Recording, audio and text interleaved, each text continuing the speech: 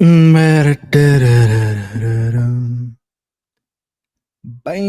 bam, bam, bam.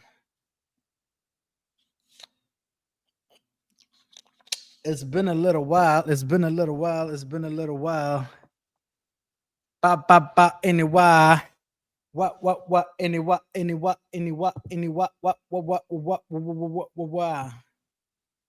What is happening, peoples?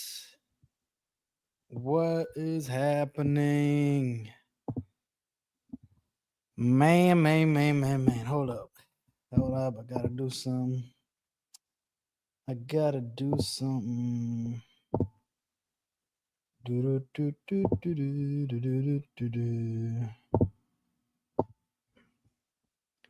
Whoopie la.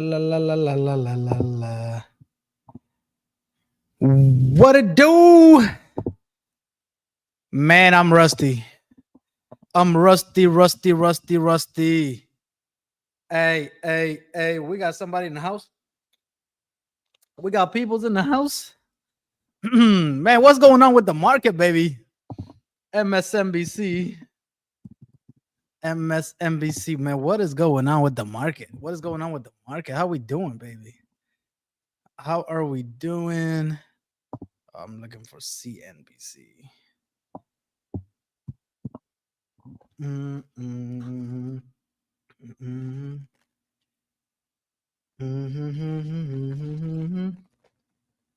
Do.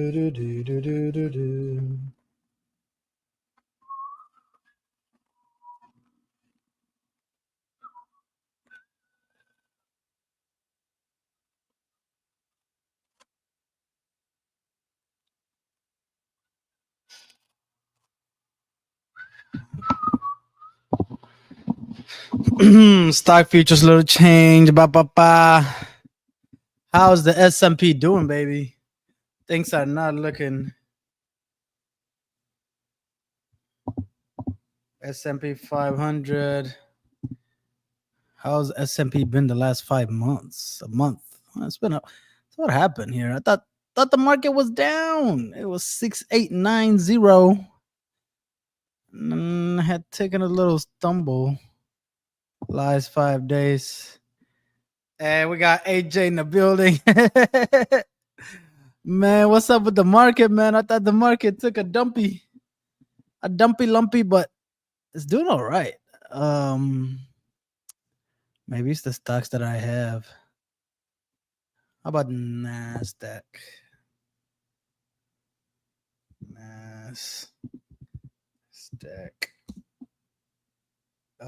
Index.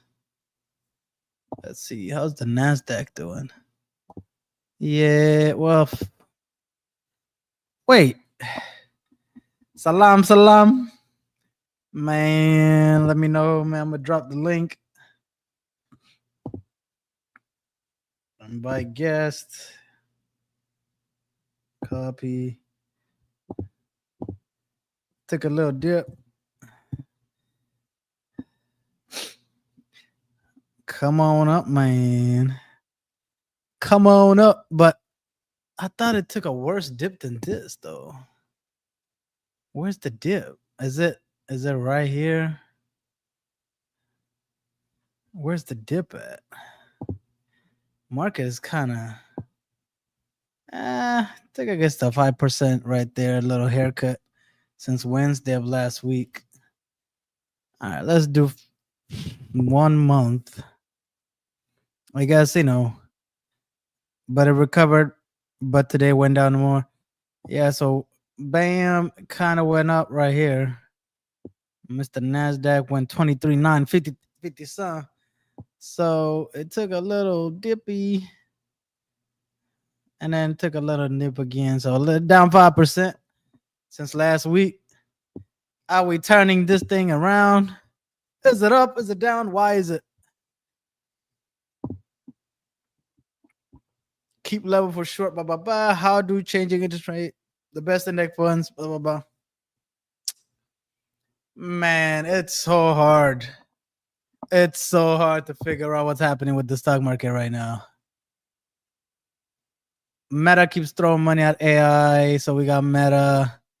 I think who are the big boys that took a dip? Is it Nvidia? Nvidia stock. What's up, peoples? What's going on? Who we got in the house? Nvidia, man. I thought Nvidia took a dump. Somebody had told me Nvidia took a dump the other day. IDK if it's Trump, it's a dependent what affects so. So we got 180. That boy was up to 199. 199. So he took a 7.5 haircut. But I was just up. The last time was Monday 10th. What's that? That was just 3 days ago. I thought Nvidia was taking a dump. Everybody's like, oh yeah, Nvidia, man, it's going down. Is it though? Is it? Okay, it's flat the last month. Could say it's flat, but it's not going down. Or is the bubble and it's all artificial? Bro, what is all this? Man, it's up the last 6 months. That boy was 129. Yes, it has a little boom, boom, boom, boom, boom, boom, boom, but like what? I mean, the term crash is overused. Yeah, what is this crash? It's all crash. This, what crash? Where's the crash at? Okay, went up 200. Went up 200. Now it went down. So, oh man, it took 7% haircut. So now everybody's freaking out. 10% haircut right there. But it's up 43% for the year. I mean, if you got in at 180 something, like you're pretty much in the same spot you was, like pretty much flat. It's pretty much it's like flat from the last since November, since August. So what are we talking about? Like it had a little bump here, went up, I guess 15%. That's a lot. But why did it go up and why did it go down? Nobody could answer that. Nobody could answer it. What happened between August and all the way up to like October? And then, oh, well, you know what? We're actually going to go down. Why? What happened the last 3 months? Oh, no, it's this news, it's that news. Everything is something. Everybody got something to say. Let's see what this guy's saying. Guys, I'm looking at the market. The market is, I don't know. Everybody's like, oh, this and that and the third. I don't know, man. Nobody can make sense of this stuff. You're just trying to catch little dips. Tesla went down today. Meta's down. But is it down because it's something bad or is it just cooling off? Is it cooling off? Is it people taking profits? Right? Oh man, Meta, what happened? Oh man, Meta's down. It's down 7%. So if you were not speculating, actually year to date, kind of flat. Year to date, kind of flat. If you had just gotten in January, let's say you bought when they move their lips, just a bunch of gibberish. Yeah. Listen, man. Listen, if you had gotten in on Meta at the beginning of the year, you would have seen some roller coasters. 730 something went all the way below sub 500. And then they had a big rally up. It went to 7 something. And now it's kind of cooling off. So nothing really happened to the Meta stock in this year. Just it's all sort of speculation. Like I'm sure something happened where, oh, ask AI what happened to Meta in May. May, what happened in May? Oh, yeah, from February it took a big dump, went down 34%.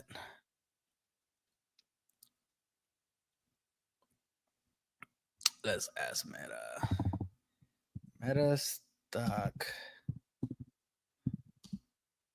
went up a lot in February and went down a lot by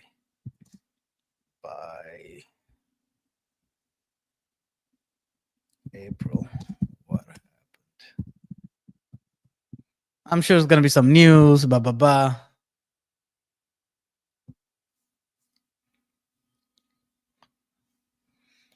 And strong performance.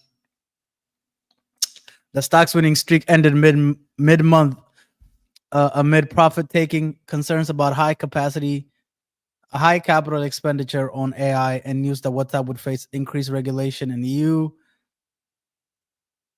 April down. It went down because of poor third quarter earning report, which included an unexpected tax charge, increased concerns. Oprah's Meta massive AI projects would lead to cut prices, targets, and stock drop significantly. Even Amazon didn't move much flat the whole year. I mean, look at that. Like, who like are we really do we actually think like Meta's going anywhere? You know, Meta's not going anywhere. We know in the long term, in a 5-year term, like Meta owns the world. And we're not getting off Instagram anytime soon. We're not getting off Facebook anytime soon. We're not stopping using WhatsApp anytime soon. Also, all these swings are just like, oh, some news come down, bam. I'm gonna grab profit. It's gonna go up. I'm gonna go up. And then over here, they did the same thing that they did over here, where it's like, oh, they're putting too much money on AI. Bam, we're gonna what? I mean, these companies are profitable. They're highly, highly, highly profitable. Okay, now it's like, oh, now this is a good buy. This is a good buy. Buy it because it went down price. If you keep making money for shareholders, then you're good. Saw Tesla $1 trillion package. That's what I'm saying. Like, Meta is as profitable as you can. Look at the profitability of Meta. A plus on the profitability. It's very good in profitability. Growth. I mean, what's growth? They already have the world. Like, growth to me is like, oh, this is not gonna make me 1,000% on my investment, so I don't want to invest it. I don't want to hold Meta come like valuation. Just it's all speculations, guys. Let's see. Meta is down nearly 20% after its Q3 results, as the market is concerned about overspending outlook for FY26, which will pressure margins. Growth is a challenge. What's Facebook got left? New industry AI. I don't know how you're gonna grow. I mean, you pretty much own the internet. Like Meta owns the digital world we live in. They got WhatsApp, Facebook, and Instagram. They own everything. That's where everybody's hanging out. The only new guy that came was the last 5-6 years. So, like, they own everything. I mean, they really own everything. So like, what are we talking about? You know, you got Apple with the hardware, you got Amazon with the e-commerce, and you got Meta where we all hang out online. I mean, these guys own everything. And then you got the guys in the background helping this happen, which is the Nvidias and the Microsofts and you know, the storages of the world. And what? You know, you're giving these people your money. You got nowhere to go. So what are we talking about here? Unless they mess up and I don't know, overspend on stuff and there's not enough money. But they have so much money though. They have so much money. Meta cash on hand. I mean, bro, they got $44 billion. How much did they spend on AI? How much did Meta spend on AI? Meta is significant. Meta for 2025 alone, the company plans to spend $60 billion. What is that? What is that 60 billion? Meta's primarily AI spending is on building massive data centers and acquiring AI chips. 2025, the projected capex is estimated at 60 billion. This is a significant jump from 38 billion to 40 billion spent in 2024. They aim to end 2025 with 1.3 million graphics processors. God damn. Whataburger action. Man, listen, bro, look at this. These people are buying GPUs. Man, what are they doing, bro? What is this? $60 billion this year? Man, we gotta look up Meta, what Meta's doing, man. Where is Meta building data centers?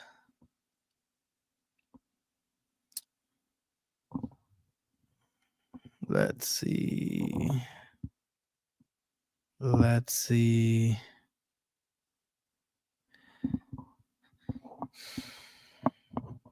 God, that $10 billion campus in Louisiana? Whoa. Richard, what the hell? $10 billion? What is this? Richland Parish. What the $10 billion is coming to this place in the middle of nowhere? Wow, Shreveport. Huh. What is out here? Hold up. Let's look up this place. Tiny Louisiana parish becomes AI boomtown as Meta builds a $10 billion center. It's changing fast. Let's see. The $10 billion center is sparking opportunities and is disappointments. So what are we talking about? I mean, $10 billion. Let's see. Let's check it out. $10 billion, bro. I mean, that's insane. I don't know. That seems like a lot of freaking money to me. $10 billion.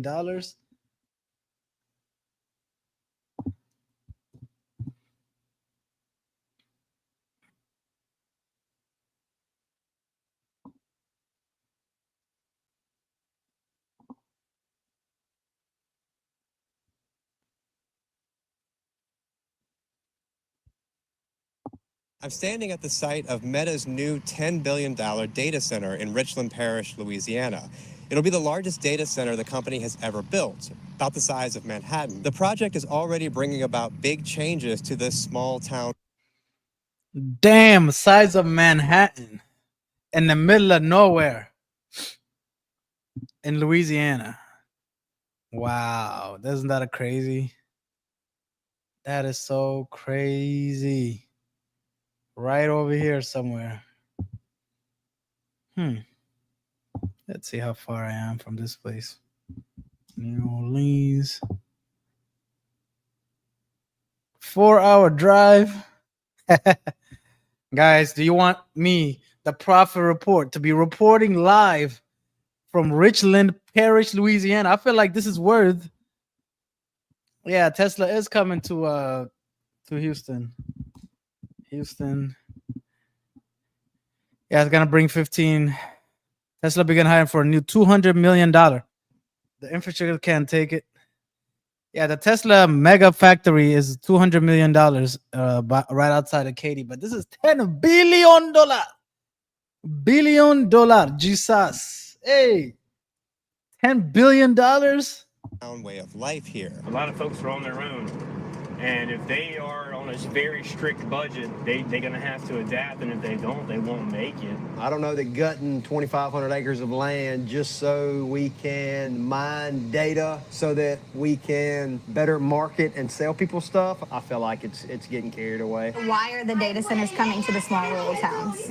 They're coming here to benefit themselves. They're not coming here with intentions on benefiting the community. Our farmers around here really rely on the water system for irrigating their crops and stuff like that. They deplete the water system, that's going to be a big problem. In a sense, it feels like, well, yeah, they come take advantage of us poor, dumb rural folks, you know. So this data center is going to use about 3 times the energy that New Orleans uses in a year. I'm curious how if God damn. It's gonna use 3 times more energy than New Orleans uses in a year. electricity bills go up for people here, how that might impact them. We're a poor area. It's a huge amount of people that have trouble paying their electric bill currently. There are people who don't own vehicles, they don't have health care. I just think about the people that I know that they won't be able to keep their lights on. This is a large farming community here in Northeast Louisiana. We're giving our most valuable resource, which is farmland. I want to know, what is Meta doing to give back to the community? There's a fear like, well, you know who's going to get what they need. It's going to be the people with the most money and the most power. I've worked a very short time in the oil field, South Texas, and working down there, you would be working in a boom town, but you would drive through a different old boom town that is where the oil used to be, but it isn't no more, and it was just a ghost town. Because all that happens when a place like this comes in is the rich, they just get richer.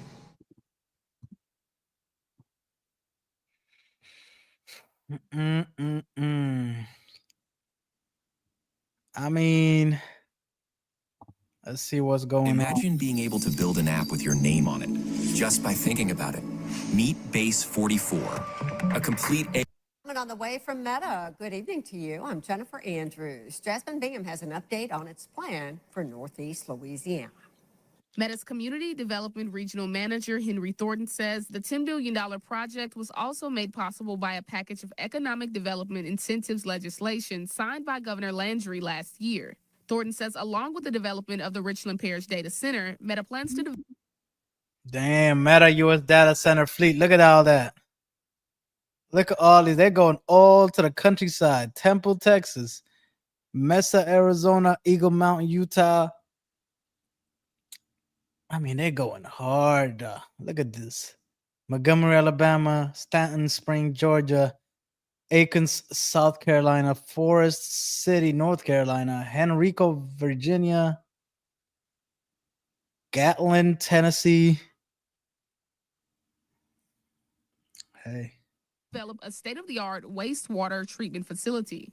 We have an excellent partnership with the town of Delhi, where we'll be constructing a new state-of-the-art wastewater treatment facility that will be funded by us in its construction and funded by our water rates once it's operational. And we hope that that will provide improvements in the wastewater system for the town of Delhi and other corporate customers in the area. Thornton says they are also investing $50,000 in Richland Parish Public Schools to train students on software for workforce development. $50,000. This motherfucker's got $44 billion. $50,000. Hold on, did I hear that right? Public schools to train students on says that for the town of Delhi and other corporate customers in the area. Thornton says they are also investing $50,000 in Richland Parish Public Schools. $50,000, Meta. Are you To serious? train students on software for workforce development. They are going to use that money to purchase some VR headsets, and then we're going to work with them on the software and implementation to make sure that they have the best kind of workforce development tools at their disposal that money can buy. He says it is estimated that a portion of Meta's campus operations will be active in 2028. In West Monroe, Jasmine Bingham, KNOE 8 News. West Monroe, Louisiana. They coming for you, baby. Big Mark Zucky. He's coming with his billions. He's coming at you. He's coming at you. West Monroe. Let's see. West Monroe, Louisiana. West Monroe. Oh, that's where it's going down. West, where it's going down. Meta. Let's see. Meta job site. Meta data center. There it is. It's gonna go right there. Meta. This is where it's going down. Man, just farmland. It was just farmland. Now it's not gonna be farmland no more. Meta. They coming at you live. They coming to get you. a size of Manhattan. That's crazy. Size of Manhattan. I mean, look at this. They're gonna take all this land right here, and they're building a massive data center. And hey, I guess they're using the land. What are they gonna do? But why over here? Like, I gotta go see this. I feel like I gotta go see this for myself. I really feel like I gotta drive out there and see this for myself. I might have to. We might be reporting live from the Meta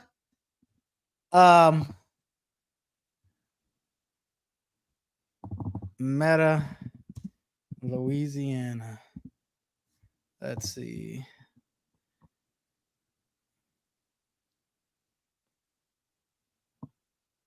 Oh shit. Let's see what the governor said. Scribe is how you stop explaining the same thing over and over at work. Watch this. It'll change your life. Raise your hand if you told your boss how to do the same. So this year, as CNBC searches for our top state for business, Scott Cohn is visiting what could be the biggest data center yet. It's being backed by Meta, and it's going to require a lot of electricity to run it. Scott is at the construction site in Richland Parish, Louisiana, with a very special guest. Scott. Hey, Brian, yeah, $10 billion they're pumping into this. It is a big deal. This will be the largest data center in the Western Hemisphere, at least. And we're about to talk to someone who was instrumental in bringing it here, we're told. Jeff Landry is the 57th governor of the state of Louisiana. You've called this transformational. We can see the physical transformation, but you meant more than that. How is this transformational for your state? Well, because in Louisiana, most of the economic activity for all of Louisiana's history since entering the Union has been primarily along the coast, along where we have a refining alley, along the Mississippi River. This is the first time we've seen this size project up in this area of the state, and that is going to be transformational. But it is the best place to have it right now in Louisiana. And so, again, this is going to transform the northern part of Louisiana. It's something that I said was going to happen when I ran for governor, and we made it happen. It's a big site and a lot of people working on the construction, but in the end, it's only going to be 500 jobs. Talk a little bit about that. Well, whether it's 500 jobs, I'll take it. Here, 5 jobs in this area was a big thing before this came here. I don't know where other people are that complain about 500 jobs or where you are, but I'll take them. In Louisiana, we'll take every job that we can. And what we do believe, though, is that when you add the 500 jobs plus the 5,000 construction jobs, it starts to build out. Remember, Jesus started with 12, and look how big his church is. What? Wait. Jesus? Oh my God, bro. Did he literally just say Jesus started with 12? Come on, man. So what is the play here? Why is this like, how is this going to affect the people? Where's the energy going to come from? Natural gas? Where's the energy going to come from? This is not free for the state of Louisiana. One of the things that you did in your first year in office was push through the sales tax break that could cost the state billions of dollars. Meta made $165 billion in revenue last year. They gave him a sales tax break? The state clearly needs the money more than Meta does. Why is this a good deal? Well, because this deal wouldn't be here. 0 from 0 is 0. Look, I'm a business guy. We did that tax break at the same time we did tax reform. And in 2 weeks, Louisiana left 16 positions in the tax foundation, going from 42 to 26 in one tax reform session. What we know is that when you look at the overall comprehensive package here, it is in the black. It's in the black for local government. It's in the black for the state. So the bottom line, how you get to the bottom line is irrespective to me, as long as when you look at the bottom line, the number's in the black and not in the red. We're going to talk a little bit about the budget because it is a factor in competitiveness. Turner, wait a minute. Turner's building this? Mortensen Intersite. Turner's building this? Hold up. I know Turner. Turner Meta Data Center, Louisiana. Let me see. Ooh, Turner Construction. I know Turner. Hold on. Richland Parish will be home to Meta's newest data center, This custom designed 4 million square foot campus will be Meta's largest data center to date. It will play a vital role in accelerating Meta's AI progress. Once completed, the data center will represent an investment of more than $10 billion, and it will support 500 operational jobs. Meta is also investing $200 million in local infrastructure improvements. I don't know what that means. Turner Construction Company, DPR Construction, and M.A. Morton will build the data center campus. We anticipate that more than 5,000 construction workers will be on site. There will be a concerted effort to sort labor and materials locally and to provide contributions directly to the community. Wow. So it says, why do they pick this place as an astounding location? Great access to infrastructure, reliable grid, business-friendly environment, wonderful community, building with sustainability together with Meta. Entergy, Meta's adding enough clean energy to grid to cover 100% of usable parish data centers. Okay. Okay, so renewable energy to the grid to cover 100% of the electricity use of the data center. Meta has worked closely with needs brand, something like that.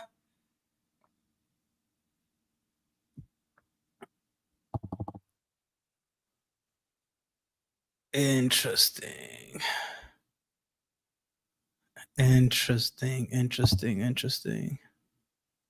Let me see jobs. Let's see.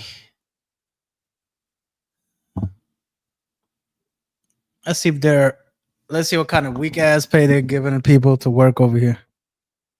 No, I want.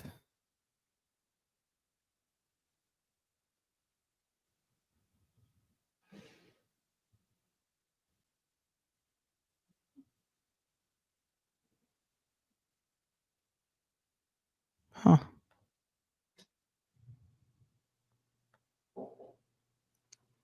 Rayville, Louisiana. Similar jobs. Mega site construction manager. Okay. Oh, they paying well, man. They paying well, man. We might have to go out there. Senior scheduler.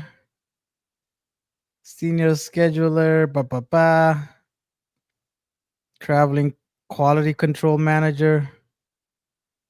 Monroe, Louisiana.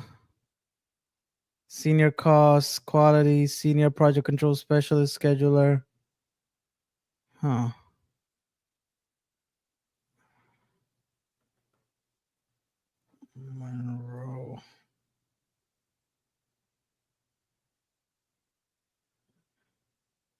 Monroe, Louisiana.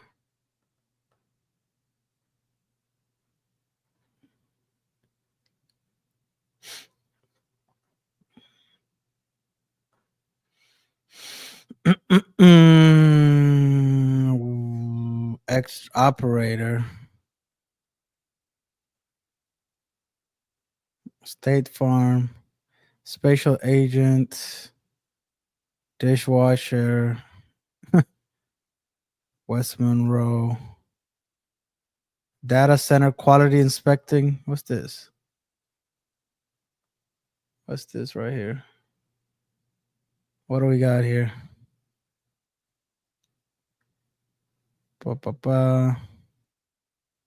Who's this?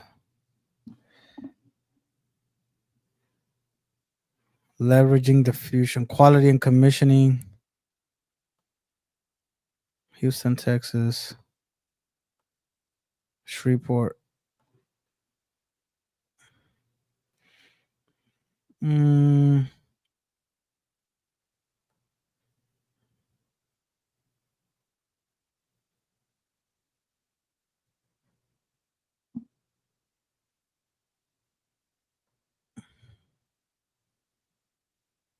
Data collector.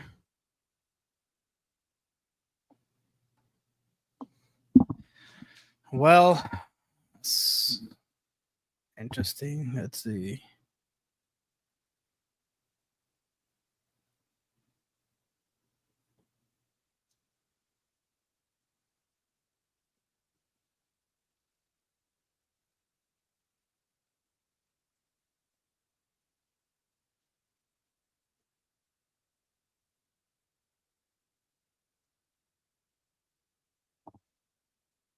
This digital calendar lightening Learn my more mental about- load makes it worth every penny. I wasn't fully convinced the Skylight calendar would be able to do it until I finally got one. Let me tell you, The demand for artificial intelligence has sparked a boom in the construction of data centers all over the country.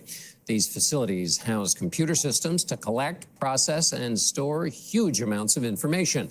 Skilled tradespeople, those who use wrenches, screwdrivers, and pliers, are needed to build these high-tech centers and keep them running. But there aren't enough of them. Here's Mark Strassman with tonight's Eye on America. Brandon Fry feels squeezed by two businesses trending in opposite directions. Data centers such as this one he manages outside Chicago hum along with soaring demand. Everything in here needs servicing. Everything in here needs service. Tech support, HVAC support, electricians. But the supply of technical support he needs available 24/7 keeps shrinking. What your customers don't want to hear is we can't find somebody for that. That's the last thing they want to hear. That will be the last conversation we likely have with them as a customer. Data centers now compete with factories and manufacturing plants for electricians and plumbers. As older blue-collar workers retire, younger people look at college and white-collar jobs. It's a growing labor crisis. Roughly 400,000 skilled trade jobs are unfilled in America. By 2033, it's estimated that number could hit close to 2 million. You got to be able to do more with less. Matt Breslin, an executive for a software company called IFS, says new technology is one solution. And you can see this is changing dynamically. His company sells this program that helps companies route and reroute their fleet of technicians. You can take things like weather, traffic, different priorities, and add that on top. When you think about the labor shortages that are out there and you want to create more efficiencies and do more with less, this is how that's going to happen. Back at the data center, Dan Brown knows there's a labor crisis. We're always looking for good people to hire. But doesn't understand it. He told us in Chicago, experienced HVAC technicians make more than $150,000 without student debt. The trades kind of got neglected, so now there's a void that needs to be filled. And you're busier than ever. Oh, absolutely. Across the floor, electrician Kevin Fishback sees hope. His local union's aggressively recruiting young workers for its apprenticeship program. They come into the trades and they got insurance, they got health care, they got a pension. That's an update with power for Brandon Fry. This career path is out there and it is a valuable career path to take. But for now, the data's in and it's unmistakable. Help wanted. For Eye on America, I'm Mark Strassman. There you go, man. Get in the trades. There's a lots of opportunities. I mean, these data centers are getting built all over the place. This is kind of the new frontier. Meta is going to drop $60 billion building all this stuff. So, Meta, Louisiana data center plan to finish construction.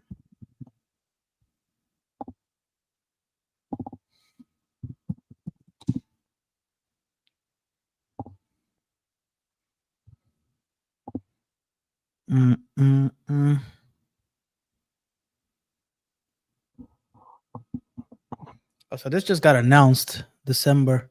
So it hasn't been a year yet. I wonder when they're gonna open it.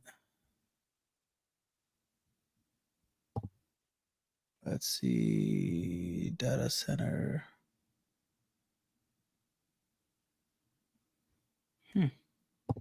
Gotta click on these companies to find the jobs, the employment.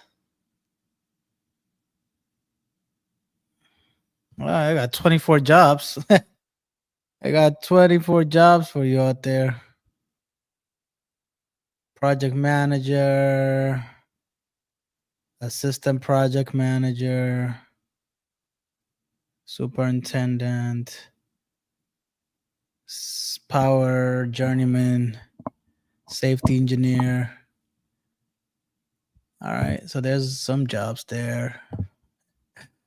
Oh man.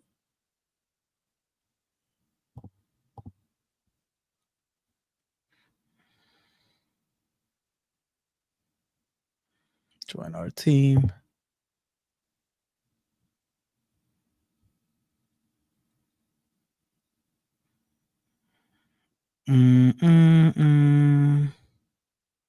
Construction finance, Source Blue. What's that? Supply chain senior project manager. Admin support. Finance.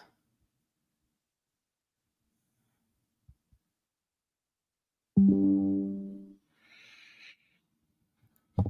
lot of construction jobs.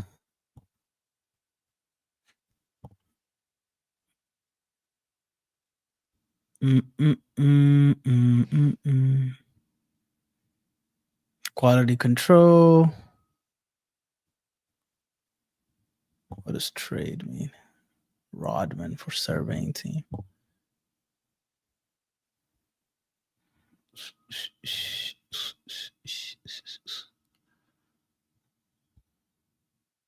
There you have it.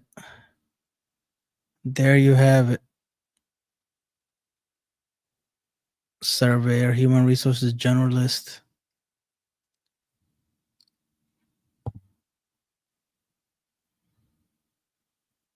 Scheduling engineer, traveling project manager.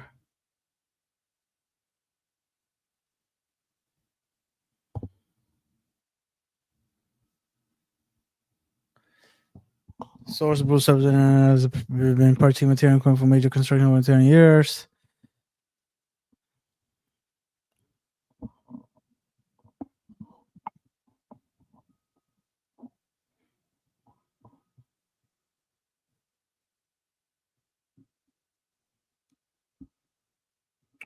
Project.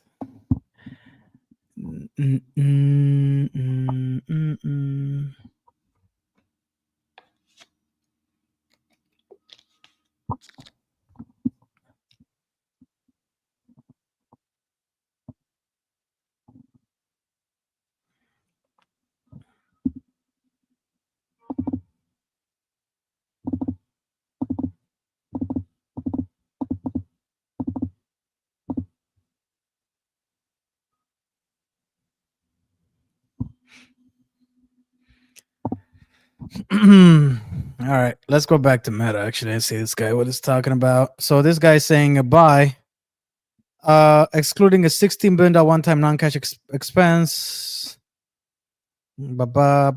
Strong AI capex may lower the stock's quality in the near term, but at the 21 times non-GAAP PE, the stock has already priced in significant risk premium. Is higher spending always a good thing? Meta took a big hit after releasing in the market. Firstly, Meta recorded a $16 billion expense to do one big, beautiful. This caused a big. I believe the real reason Meta's aggressive tone on its. I believe the real reason is about Meta's aggressive tone on its AI spending. I maintain a buy range because previous cycles have clearly driven strong growth for the company. Now we are seeing even more aggressive capex in 2026, which is concerning. First, it will pressure margins of above after 19% post sell-off. The stock valuation has reset. I know that Meta's long-term roadmap requires higher upfront investments, deserving some risk premium. But I would also argue that the stock is already trading it at a low multiple. Therefore, the dip is worth buying. So I'm upgrading Meta to a buy. Inefficiency, FCF profit is ugly and going to be uglier. No valuation bubble. The GAAP PE trades at 27 times PE, nearly unchanged from 20 million. This means the stock's multiple hasn't expanded at all. On a non-GAAP basis, the PE for 25 is 21.4x, adjusting for the Q tax, assuming a flat EPS over the next 12 months, trading at 21. Looks very attractive to me. Meta is now trading at a lower PE than its 5-year average of 22. All right, so it's like basically nothing really happened, but all this price shit is like, oh, AI, this we're gonna go down. Oh, this is gonna go up. Like it's already always traded at this PE ratio. It's also it's lower than Google's. Meta is the cheapest stock among the Magnificent Seven, which is why I believe the recent is a strong opportunity buy. So that's what this guy is saying. It's the cheapest out of the Magnificent Seven. So Meta is time to buy. Is saying. Let's see, Meta stock.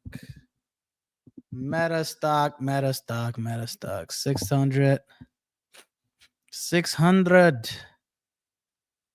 max. Bam, bam, bam. Yeah, this boy's kind of cooling off. Might cool off a little bit more.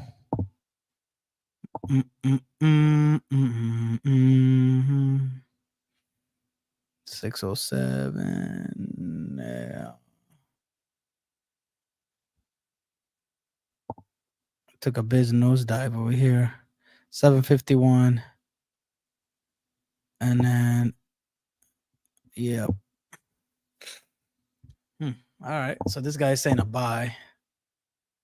Strong buy. Everybody's saying buy. All right. This guy's saying, let's see. This guy's saying no. Meta plunged 20%. Despite this strong Q3, Meta's top line expansion is clearly declining due to its already saturated user base. Future growth depends heavily on monetization per user, which faces the natural limits and sustainability concerns. Meta's AI initiatives currently act more as a costly experiment than clear revenue drivers. Interesting. Given fair valuation and capped upside, Meta stocks remains a stable cash cow, but no longer a compelling buy, hence a hold. The stock price for Meta has undergone a vicious gutting in recent days, losing 20% of its market cap and barely just a single week. During this time, the stock price plunged from 760 to 666, 616. This sell-off comes with a massive volume, which indicates that a very broad base of investors are rushing to adjust their positions on the stock. While many perceive this sell-off as just the beginning of a wider AI bubble burst, others have been framing this dip as a golden buying opportunity. In this analysis, I argue that this is not exactly a dip to exploit, but rather a very rational repricing that considers Meta's decelerating top-line growth, the monetization and ROI uncertainties of its AI approach, and the natural limits of its massive user base, which makes future revenue expansion increasingly relying on squeezing more out of each user than getting the new ones. Okay. Now, to address the elephant in the room, I do concur that this may seem like a dramatic turn from my unusual bullish stance on Meta. However, I strongly believe that as an analyst, it is critical to avoid the psychological pitfall of escalation commitment and to have enough flexibility. Before we proceed towards the core argument of this analysis, it would be fair to discuss let's say valuation. Fair price seems apparent. I have pointed out in the prior section, because of the one-time tax charge Meta has incurred, relying on its EPS to work out its valuation may not be the right approach to take. Instead, let's take a look at the fact that the company is trading at a trailing EV/EBITDA of 15.8 multiple. This is quite a lot higher than the communication sector median of 9.6, but they're not in the communication business, which implies the Meta is actually trading at a quite premium. That's not fair to compare them to the communication sector. Moreover, I would also like to point out the recent price plunge does not exactly seem like an abnormal. In fact, we can see the chart below, 7-year average. To me, therefore, it appears the Meta has arrived at a fairer price than it previously stood. In fact, this seems to confirm even after zeroing on when we try to determine the relationship between EV/EBITDA ratio as the price tag and EBITDA growth as a value proposition. Okay, so Meta's kind of a little outside. I have included peers from industry bearing out the median growth expectation here is 5.2, while the median is EBITDA is 9.2. Meta stock with a ratio of 15.8 and a growth expectation of 24% is situated very close to the trend line given the broader relationships seen in the industry. This implies that the stock could potentially be trading very close to a fair value.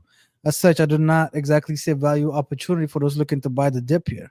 In fact, the dip seems to look like more of a repricing towards a well-established equilibrium rather than an irrational market overreaction. Yeah. And he thinks they're hitting the ceiling on the monetization. Risk thesis. Okay, let's see what others are saying.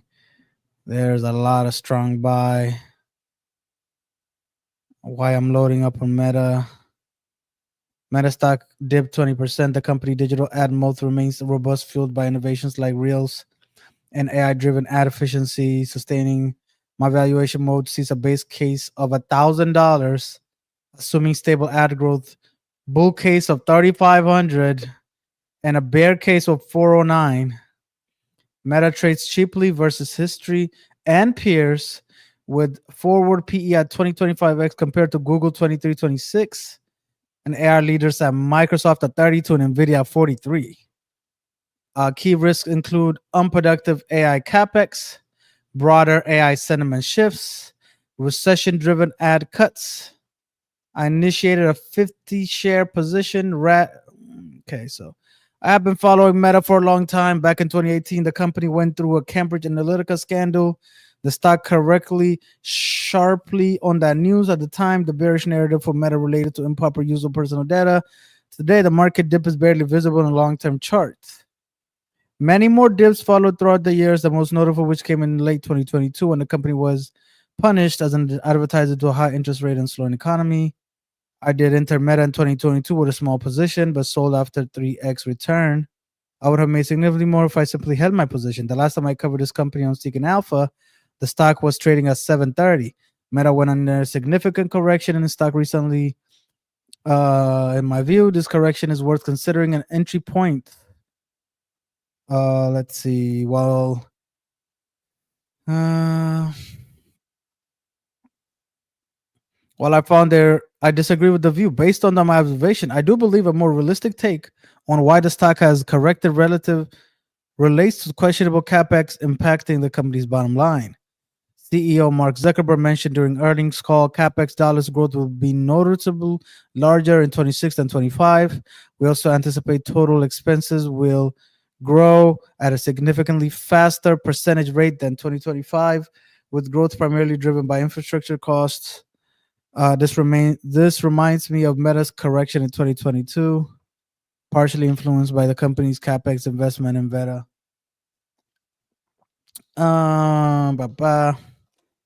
3 years have passed, and those men do look questionable on hindsight.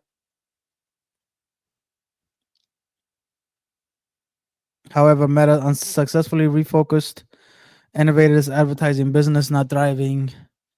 Meta's monopoly, yep. An industry that comes in shares most activity with Google has significant barriers to entry. I agree. Meta's ability to consistently innovate and pivot social media platforms. Some of that company doesn't really launch Reels, which today has an annual run. Yep.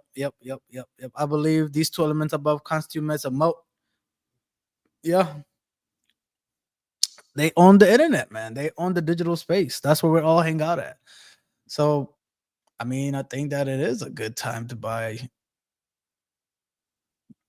Buy Meta stock. Not investment advice. I mean,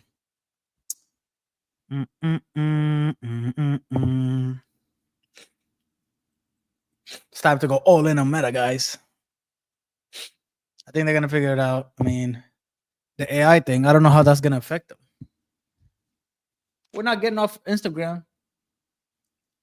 We're not getting off Facebook. We're not getting off WhatsApp. That's where we all hang out at. So what are you going to do?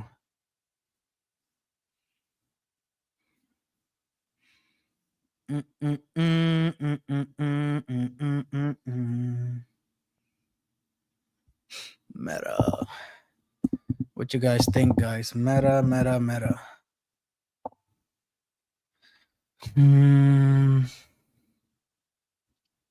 What is this? Meta has broken ground on its artificial intelligence data center in Wisconsin, marking its 30th data center. To Beaver Dam is located 50 miles north of Madison. Meta is underwriting about 200 million in infrastructure and is working with the. Meta also plans to outfit the data center with dry cooling technology once it is operational. Dry cooling utilizes a closed loop system, circulating water from a server room where it is heated up and delivered to a device where it is cooled down by outside air before being pumped back into the server room.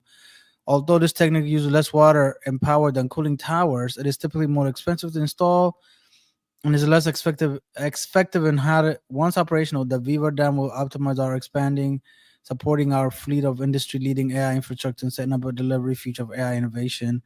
Meta is in the process of spending frenzy related to AI infrastructure plans of $600 billion. $600 billion. Guys, we got to get some of this $600 billion. Meta provides an outline for its massive $600 billion in capital expenditures through 2028 to build out. Meta shares were down. Data centers are crucial to reaching these goals and helping America maintain its technology edge. That's why we're investing in building industry-leading data centers right here in the U.S. We're committing $600 billion in the U.S. In addition, Meta is also working with local to over the past 2 months. The company says to positive examples. So let's come back to the local.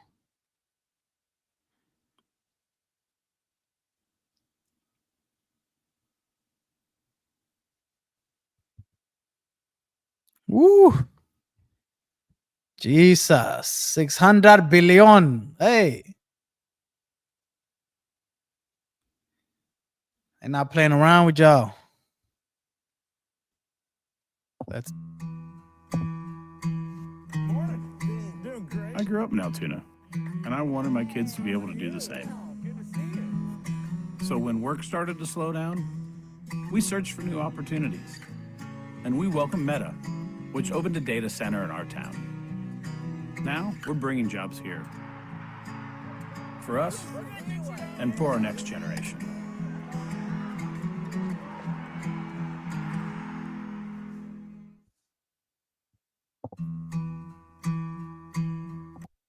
Altoona, Iowa.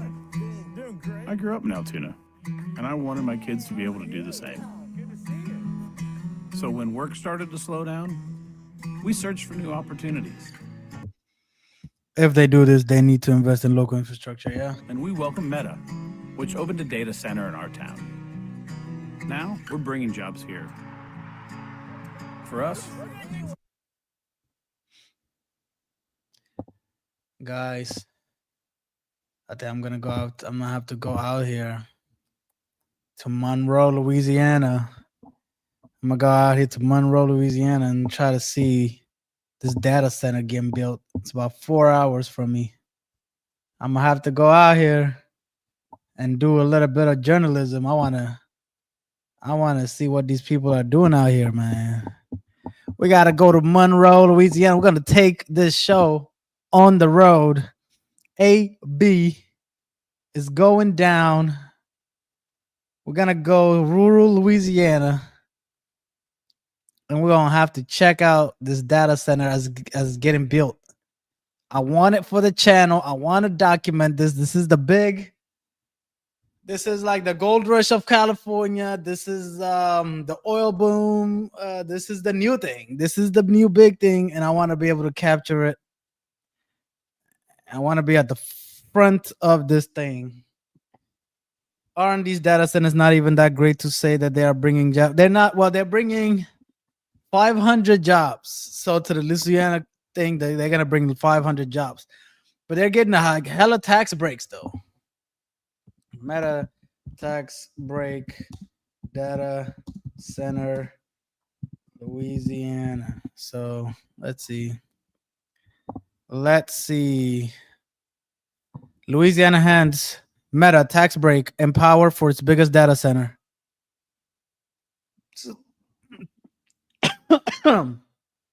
Says Mark Zuckerberg company faces backlash after critics. It will roll back promises to create 500 new jobs. So Louisiana planning authorities have voted to rush through approval for 3 natural gas turbines to power Meta's massive new data center in Richland Parish. When it's done, the 4 million square foot facility will require more than 2 gigawatts of energy to run. On August 20th, when is this? This is this year? Oh yeah, this just happened.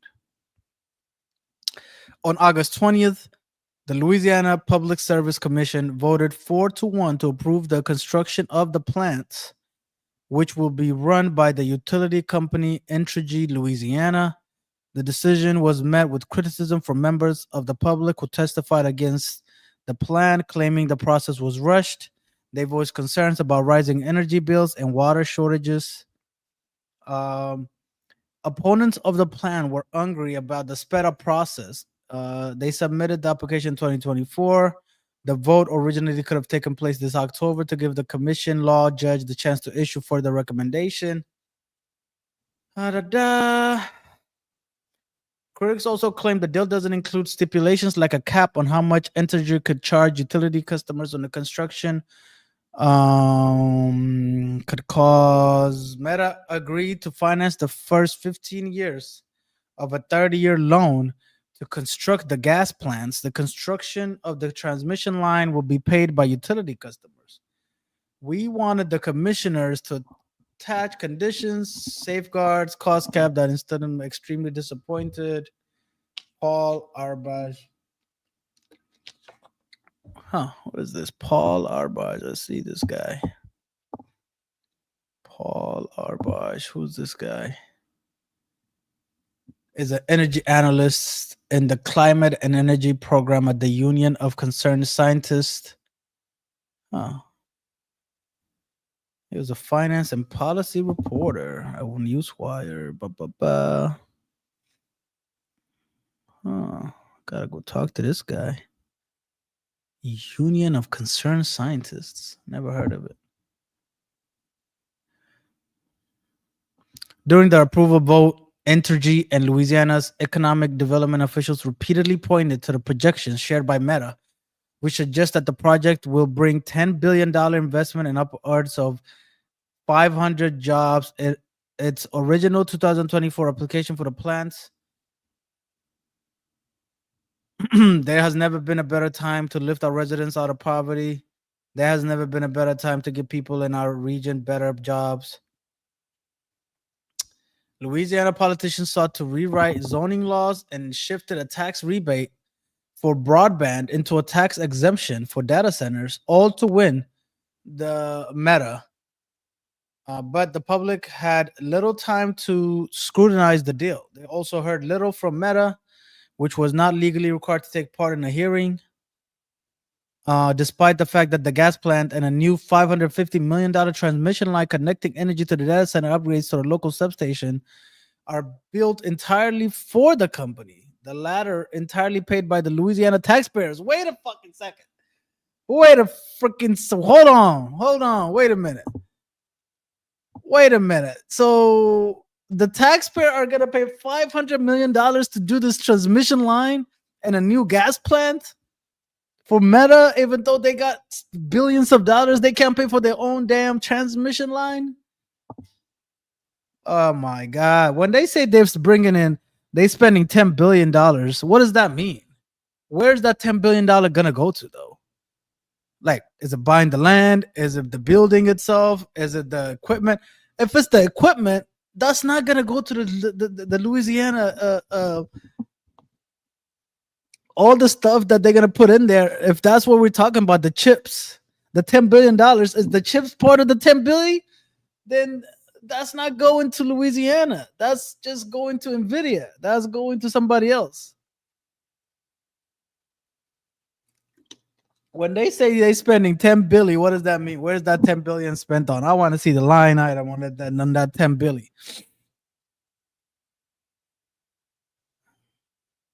right? Remember my idea of making tax free. So no, bro, look at this, $500 million.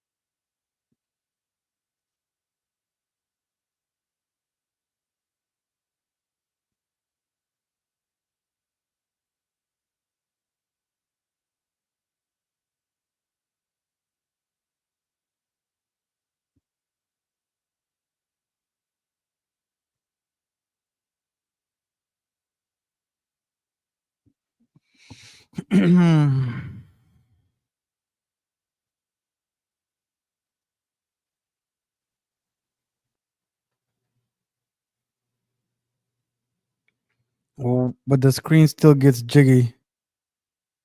Yo, am I here? Am I still here? Hello? I think it's because I didn't move.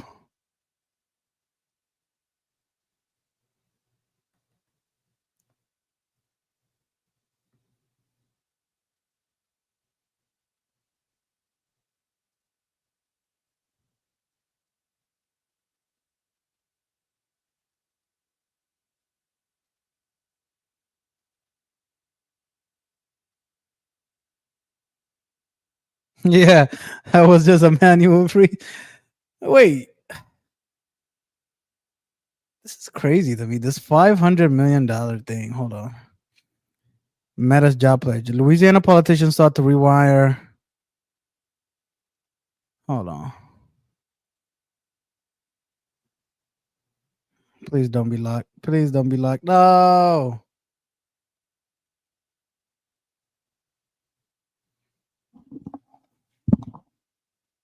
Meta Gas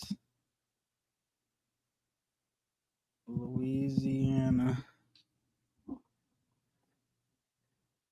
Meet you guys, no Meta.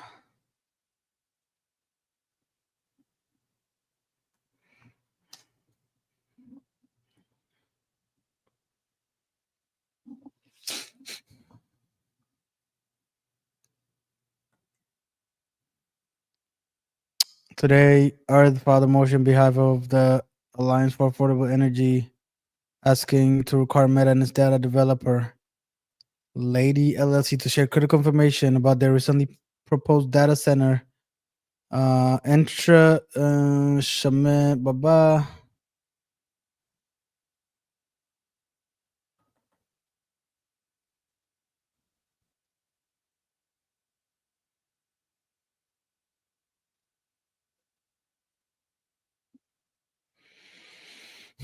What the hell is this company? What is this?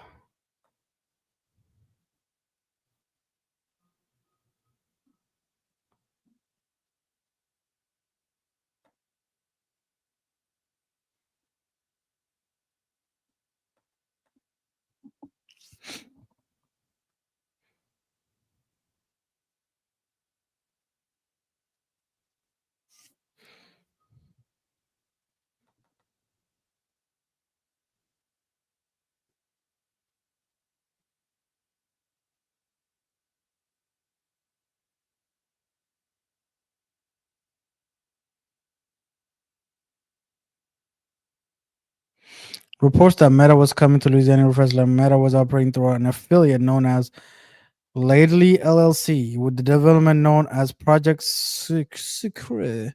Meta is building the future of human connection and technology that makes it possible. This data so will be Kevin Jonda. Kevin Jonda. Let's see who this guy is. Who's Kevin Jonda? Kevin Jonda. Hassan, is this your peoples?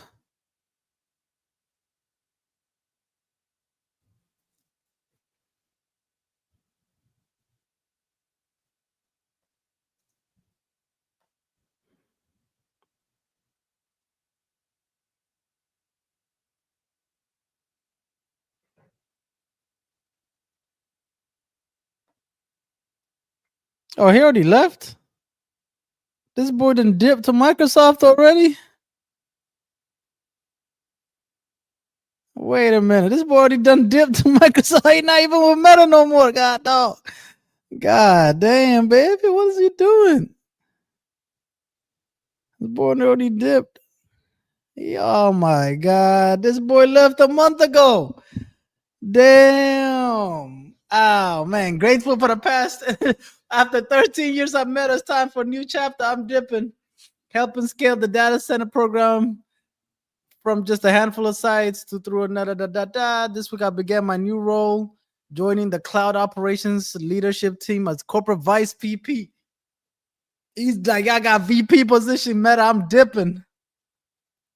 That boy put it, bro. That was a month ago. That boy dipped, man. Hey, that boy dipped, man. He said, I'm a VP at Microsoft now. I'm finna dip. Damn, that boy dipped, baby. God dog. What was this? Wow. You feel me? MBA undergrad, Santa Clarita Business School. Now he's a VP, man. Damn.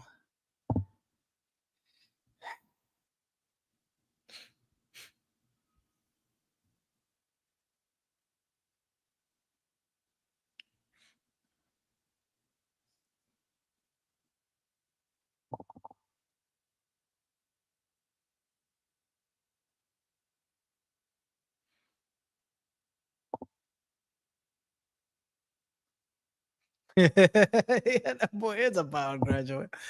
Oh my God, man. Let's see. Hold up. Let's go. Let's go.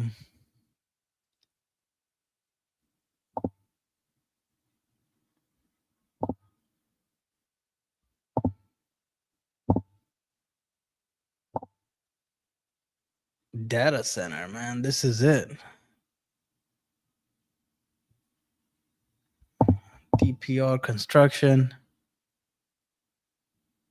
employment, general project accountant, scheduler. I may be a CDL driver out here, commissioning manager, project executive, QA/QC manager, senior superintendent, project engineers, survey, field engineer, MEP coordinator, mechanical, MPE project engineer. You want to get pow. Man, go get a job, man. You get a job, man.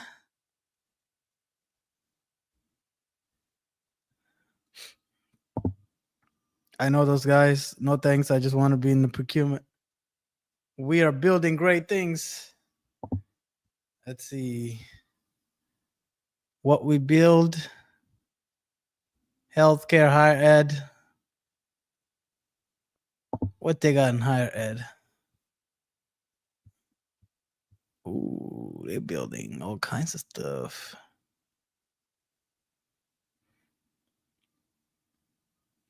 Stanford Stadium. Ooh. Okay, all right. Recent projects. University of California, Davis. Okay, they're building real stuff. They got this gig out of California. Yay. They gotta buy all this stuff. 3 companies building this thing together. I gotta go out here and see this thing though. I gotta go see this, man. Richland Parish Data Center. Richland Parish Data center.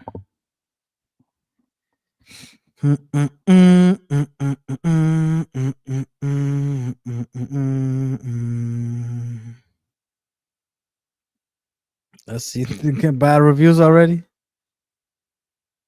God, I wish I could review this even lower. We don't need AI. Oh man, going to destroy. Love this place. Oh boy.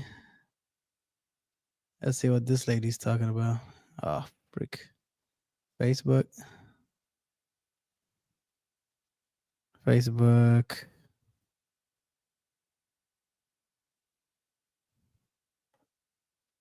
Build a website you love with Wix.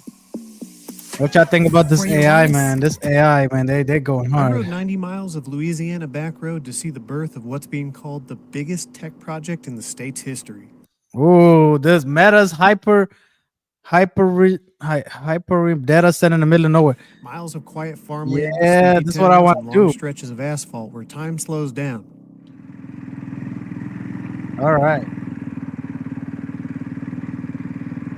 Let's see. Meta's the biggest data center in America right now is being built in Monroe, Louisiana by Meta. $10 billion data center, guys. What's going on, peoples? Who's in the house? Until If you're in the- suddenly it doesn't. One minute I'm cruising through open country. The next, it's like I've stumbled into an anthill. Hundreds of machines moving dirt, cranes stabbing the skies, and trucks flooding every road. This right here in Richland Parish is where Meta is spending $10 billion to build the largest data center in the United States. For my returning viewers who are wondering why I'm talking about a data center on a bike adventure channel, let me explain. As many of you know, I like to ride through the Kissashi National Forest in central Louisiana. These are back roads that only connect to more back roads, places where electric utility lines are barely justified, let alone high-speed fiber optic internet cabling, because, you know, the trees need the internet, or that one guy living in the shack deep in the woods. It's a national forest. You guys know how those work. For a little over a year, I've been seeing these orange data cables being laid down alongside back roads that I like to ride down, including throughout the national forest, where it just doesn't seem to make any sense. And I didn't think much of it at first, but then I started to see them along nearly every back road I ride down, in every direction, no matter how far from the house I would go. And that's when I really got curious and started looking it up. Well, it turns out there's some initiative going on in Louisiana right now called Gumbo. It's a clever play on words. You can look it up if you want. But in short, they're trying to connect every insignificant part of the state to the internet.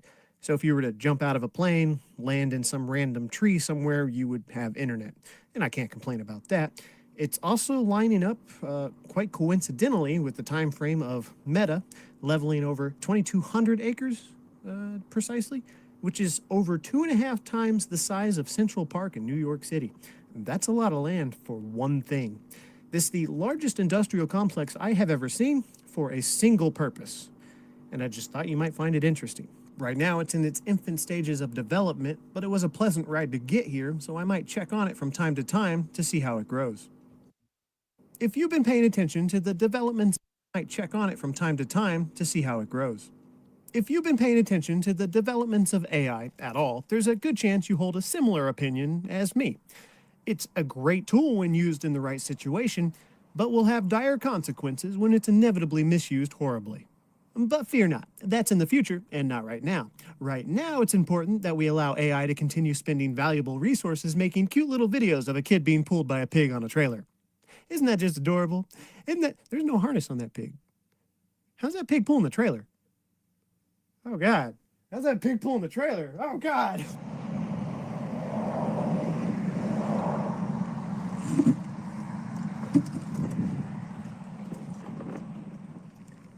And it's raining. That's not great.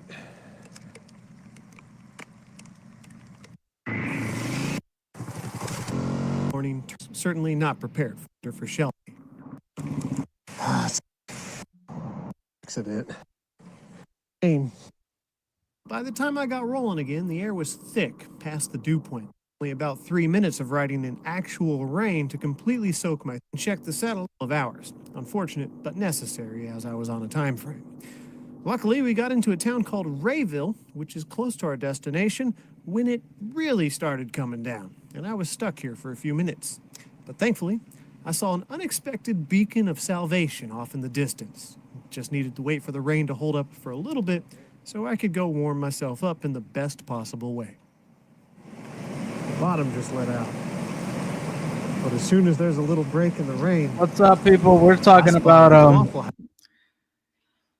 I'm kind of doing a deep dive. I don't know how I got here, but we're getting into Meta. We're getting into the data centers.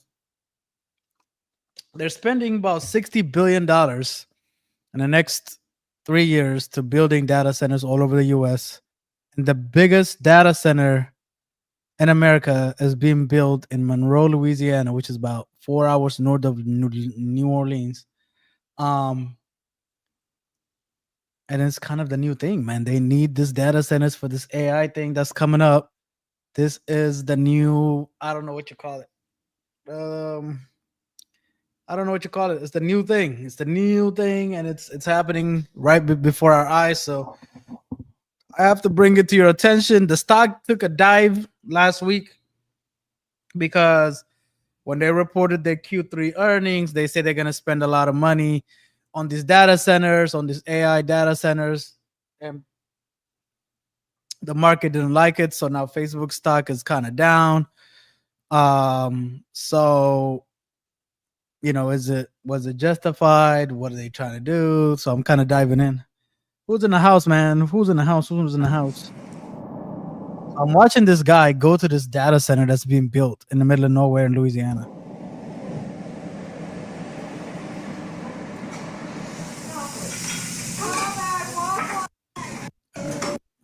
I always look very few times. Waffle House there takes a sharp turn. It's a yearly reminder as to why I try to ride everywhere I go. Similar to encountering big city traffic, but with no big city to be found, within about the last 5 miles, the closer I got, the busier it got, exponentially, like following a trail of worker ants back to their colony. Considering the staggering amount of heavy equipment that needs to be moved for a project like this, you would not have been faulted for assuming considerable road work would have been done beforehand to support something like this. But if they had to wait for the Louisiana road crew to do anything, they simply would have moved this to a different state. So here in Richland, Louisiana, Meta is constructing, or more appropriately put, erecting the Hyperion Data Center campus. All facts aside, I enjoy the name. That's about the most American thing you can summon out of the ground in the middle of farmland nowhere. It's projected to cost over $10 billion, with $27 billion in the budget, just in case. When finished, it'll cover over 4 million square feet of just building, which is, once again in the most American way possible, approximately 69 football fields. I know throwing large numbers into a video can start to lose their meaning because they're hard to grasp, but these next ones should hit you pretty good. At startup, it's expected to use 2 gigawatts of power, which is the maximum output capacity of the Hoover Dam. It would take an entire Hoover Dam to power. Damn! The whole Hoover Dam just to run this one thing? God dang, this is massive. This is as big as the Hoover Dam. This is, well, we're gonna go view this thing as like one of the tourists. I gotta go over here. I gotta go see this. Power this thing when it starts up. But it gets better because it will have a maximum capacity of 5 gigawatts. That's London. We're building London in a 2,000-acre plot of land. Damn, building London in the middle of, what is going on? London? Land in northern Louisiana. So why Richland? Well, cheap and flat land is always good for building massive projects, but access to a newly built, vast fiber optic network, which was definitely a coincidence, certainly played some role in that. There's the friendly local government, and maybe, most importantly, a utility company willing to build the power grid to feed it. Louisiana offered generous incentives, and Entergy committed new natural gas plants and transmission lines to support Meta's energy demand. In a parish better known for its soybeans and pine trees, this is a once-in-a-generation transformation. On the bright side, projects like this bring jobs, thousands during construction and a few hundred permanent ones once the campus opens. Nearby hotels, diners, and supply businesses are already feeling it. Meta's promised millions towards infrastructure improvements and community programs. Even the local internet backbone has already seen and will likely see more improvements, as we've discussed already. So in theory, everyone wins. For a rural parish of about 20,000 people, that's a major boost. But it's not all progress and sunshine. Meta's data centers consume a huge amount of power and water. That's forcing Entergy to fast-track new gas plants and grid upgrades, projects that critics say could raise the electrical cost for everyone far beyond Richland. And natural gas prices as of right now are not cheap, so that's not great. While Meta claims it's going to offset the energy with renewables, many environmentalist groups aren't convinced, and neither am I. I've rarely ever seen renewable energy resources go on without a hitch, quickly, or at all. I lived next to Cal State University in San Bernardino for years, where they once installed over $1 million of solar panels, which never got hooked up and then were removed a few years later. And AutoZone in my small town has installed solar panels on their roof about 2 years ago. They're still not hooked up. Probably never will be. Once again, I suspect a tax break. When you already have largely established electrical companies which inevitably have their wallets in the pockets of politicians, there's very little incentive, in fact, usually roadblocks to install anything. Damn. So they're gonna make Entergy build the damn gas plant and the transmission lines to feed power into this data center. And I don't know what $10 billion consist of, though. That's my question. What do you guys think? That's kind of crazy. Let's see how Microsoft is doing. Microsoft stock.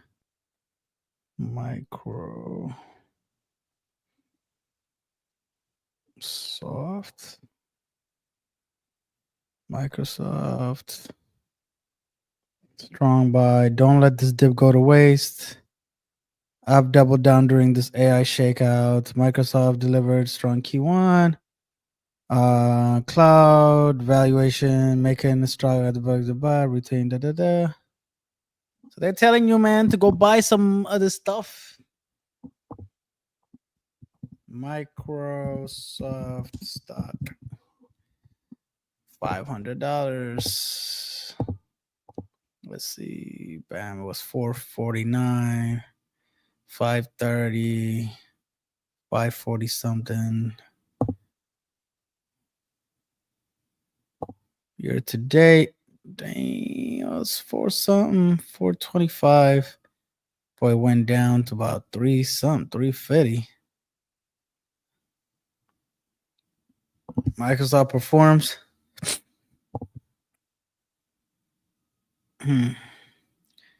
Boy, it was 460 some.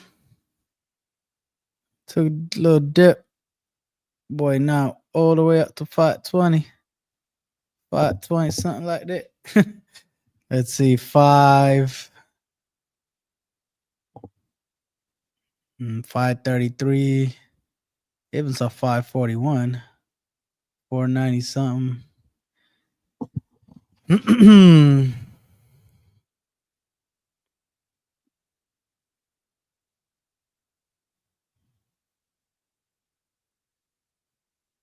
$10 billion data center to Portugal's coast. Look at that, man. This data center, man. We got to get into the data center business, baby. There's a lot of money going into this mode. Who?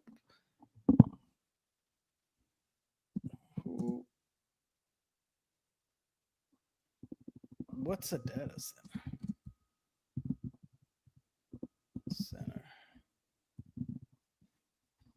It's a physical facility that houses a vast amount of computing and networking equipment such as servers, storage devices, and routers to manage, store, and process data. What's a server? What are servers? Yeah, what is a server? I think China did underwater data center, and they are trying to do it. So what the? Wait, what is server? A server is a computer that receives requests from request over a network performs required functions and sends back responses. The term can also refer to the software package that provides the service. Any computer can act as a server, but many manufacturers offer dedicated systems dedicated for server roles. Such a system might have memory and storage than a regular PC.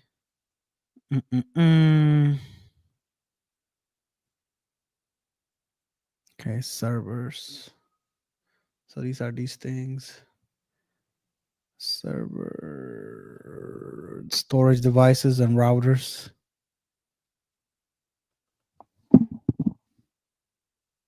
Who makes servers? Major server manufacturers: Dell, HP, and Lenovo. Let's see, 4 data centers. Dell, HP, Lenovo, and Supermicro.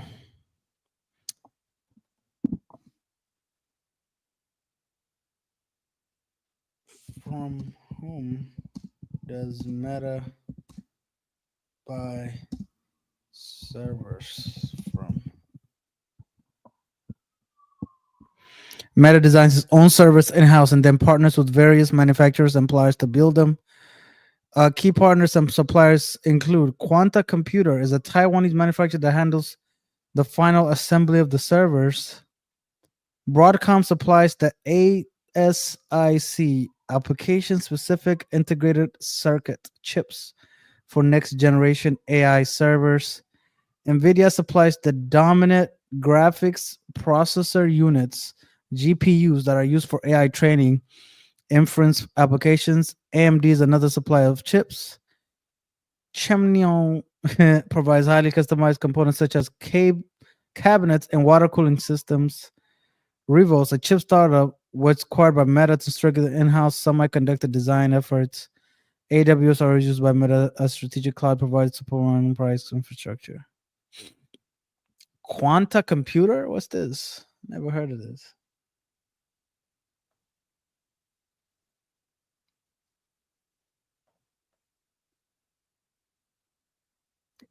Quanta Computer, contract manufacturer of electronic device. Okay. Oh. Bluetooth, All right. Okay. Broadcom.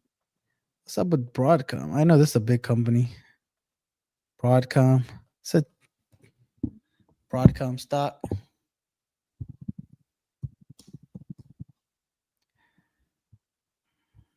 Let's see, year to date up 46%. Double. This is as high as it could be. Man. Boy's seen a big old rise this year. Broadcom.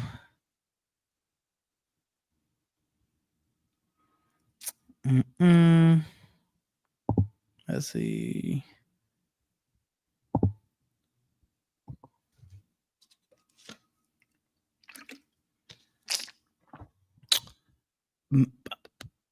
AVGO. What's AVGO? Strong buy. Everybody's talking about strong buy.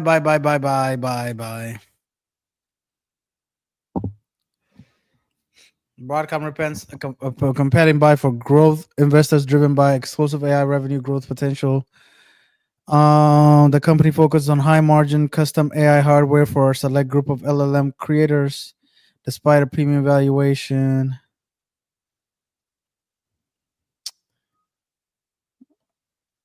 Broadcom delivers strong quarters despite impressive performance, faces risk from its technical business model, high customer concentration, and elevated valuation multiple. Was on one of those congressional picks. Maintain a hold. I mean,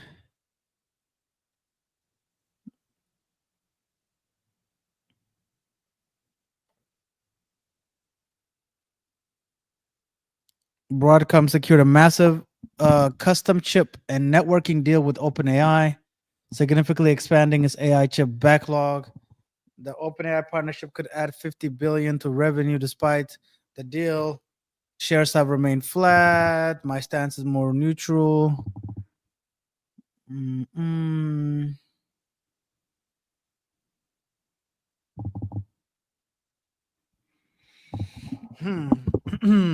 Who's building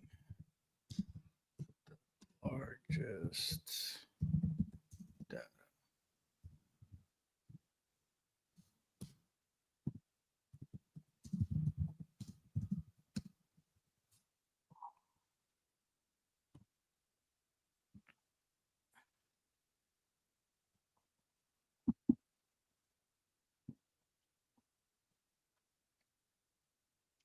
Okay, let's see.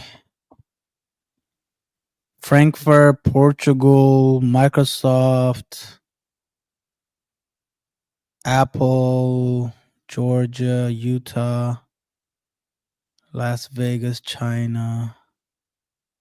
Let's see.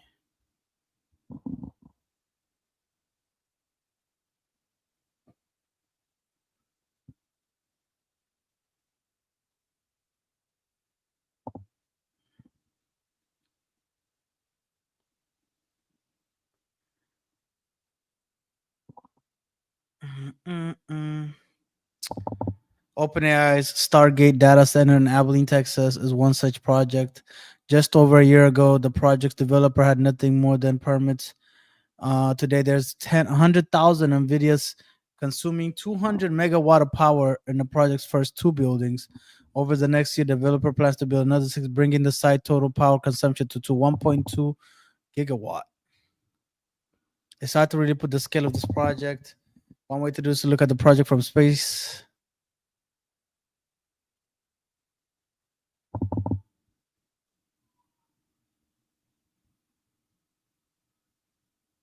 Stargate.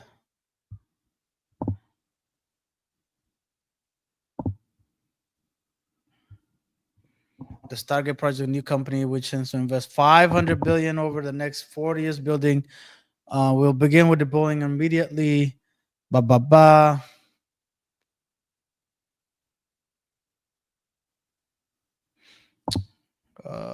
go back to where we were. Oh man, damn it, it's locked. I don't know. Data centers, guys. This is where the money's at.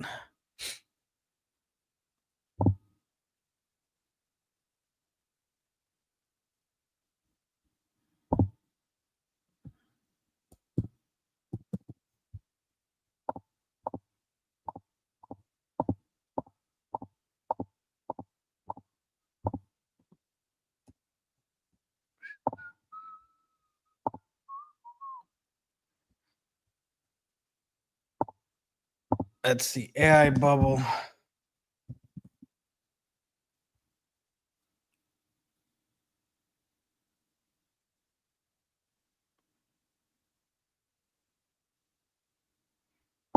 Let me see. What was this AI bubble? You know what? Let me ask Wall Street Journal.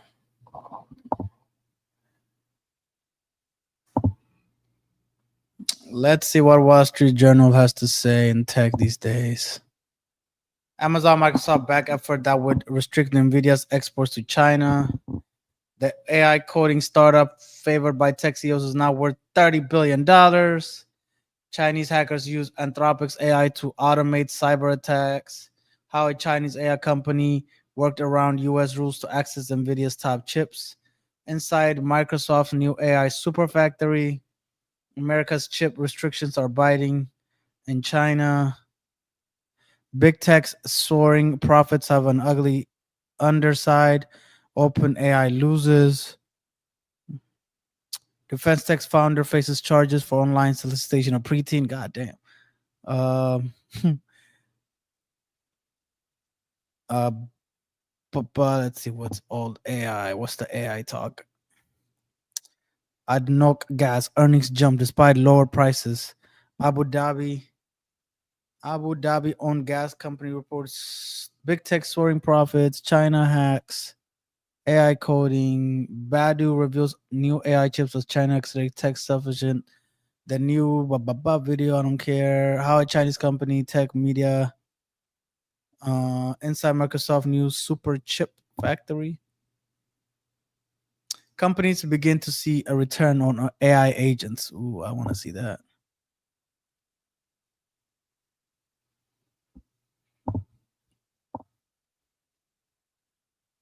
Microsoft is expanding its ambitious data center build out with an AI superfactory, a set of 2-story structures in Atlanta, connecting seamless manufacturer other blah blah.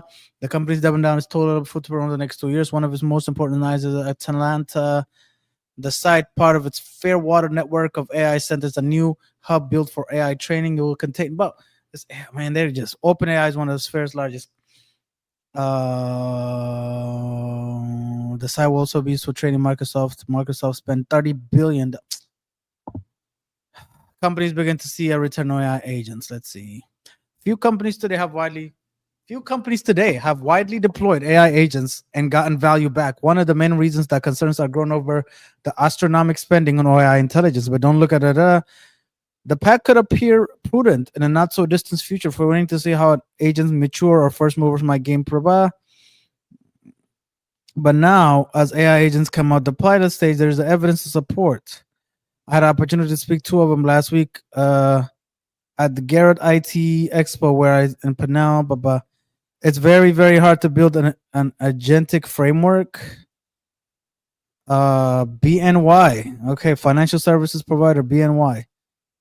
But we have 117 solutions touching everything that happens at the bank, and we're seeing really, really tangible outcomes that impact our bottom line in terms of growing capacity. Hey, BNY, that's a Bank of New York, right? BNY, they got that ass on you. They got them AI agents on your ass. And perhaps the most dramatic example, Russell said the company has about 100 digital employees that possess their own distinct login credentials, communicates via email or whoa, Microsoft Teams. Whoa, I need Bubba. Bubba. Whoa, hold up. Whoa. This has gotta be the craziest thing I've ever. Look at this. This is the new reality, bro. Bubba, I need you to come up here, man. We gotta, Bubba, HJ, I need you up here, big dog. I need you up here, big dog. I can't, man. Let me tell you something. Whoa.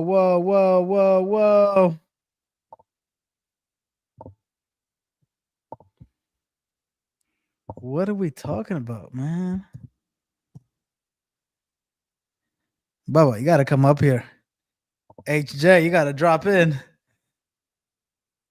They have 100 digital employees that possess their own login credentials, communicate via email or Microsoft Teams, and report to a human manager. A system. Oh man, I wasn't watching live. I was behind 3 minutes. Bubba, you gotta come on. A system designed to provide a framework for managing, auditing, and scaling the agent workforce. They already have a digital workforce in BNY Bank right now. 100. Hey. November 2025, it already has happened. It already happened. November 2025, right here. They one digital engineer at BNY scans the code base for vulnerabilities and can write and implement fixes for low complexity problems. The agents are built on top of leading models from OpenAI, Google, Anthropic, using additional capabilities within BNY's internal AI platform, ELIZA, to improve security, robustness, and accuracy. Okay, let's go to Walmart. Walmart uses AI agents to help source products informed by trend signals such as what teenagers are buying at the moment. According to, oh my God, bro, this is what they're doing, Bubba. All jobs are gone. Look at this guy. This guy is killing people, man. He's killing you.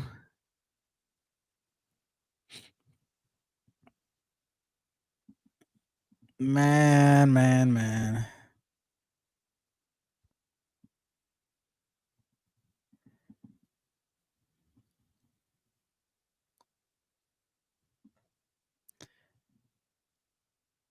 U.S. reaches.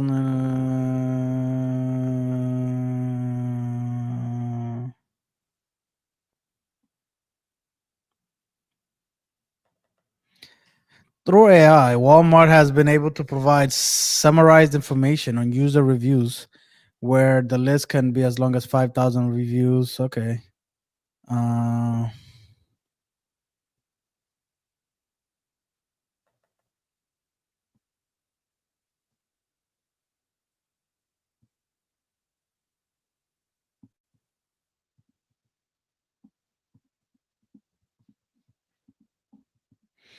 So this says the AI capabilities have also helped Walmart reducing the sourcing time cycle from 40 weeks to 8 weeks in certain product categories.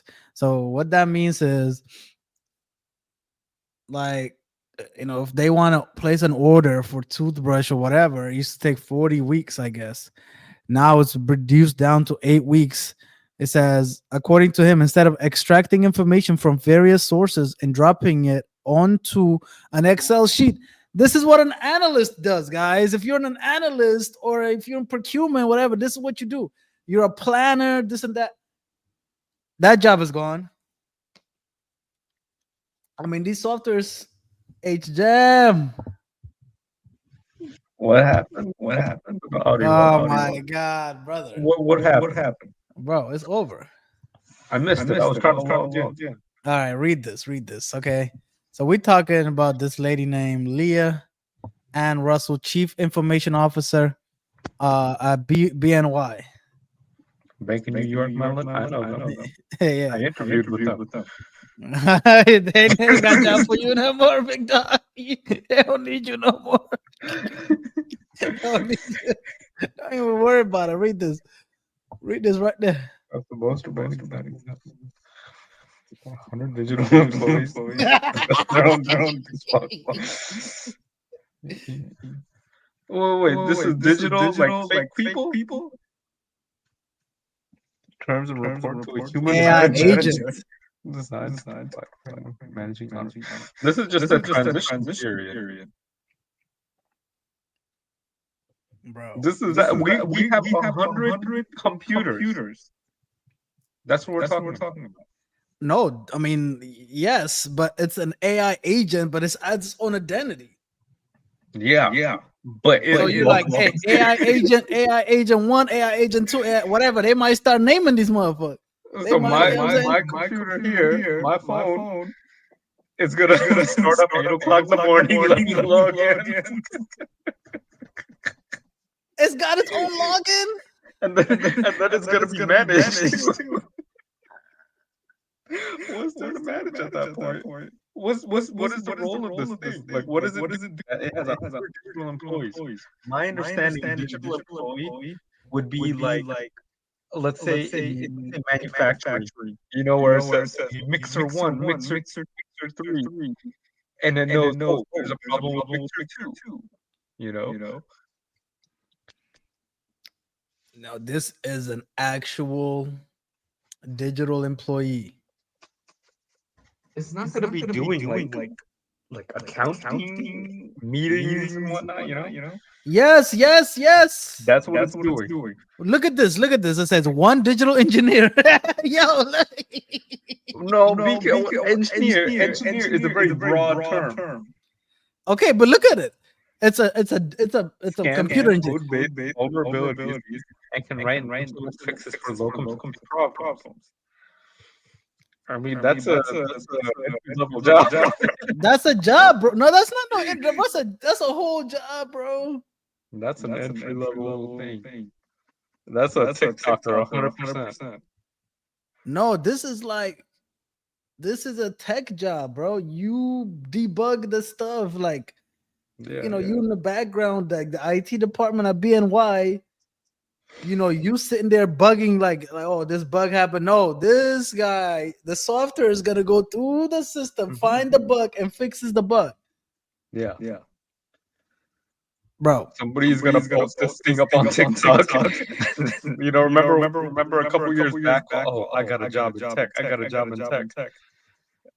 This is literally 5 years later. Look what happened in tech. That is the softwares. The software as old, like it sucked all this time. Now it just got good. Mm-hmm. And you know what I mean? Like the software, it just didn't do stuff. Like the infrastructure was there, and but it needed the human input to be able to like go from here to here and here. Now it's like I don't need you to. This is just another level of the soft. Like when I say AI, we already talked about this. AI and software is the same thing. It's just another word. Like, remember how I was texting you earlier? Like why is there? Why does a contractor have to email 2 times to get paid? Right. What they did was my complaint of how this should just be one simple movement, one simple flow.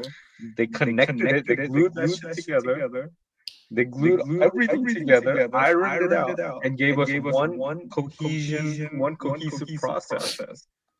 And now it's come to this, where a data engineer can just go in, quote unquote data engineer goes in and can just figure it out. In the fashion industry, it takes around 6 months to design and produce clothing. Walmart Trend to Product Agent shortened the production timeline for Walmart fashion by as much as 18 weeks. Trend to Product has helped create specs and patterns for products such as Walmart's No Boundaries mini dress.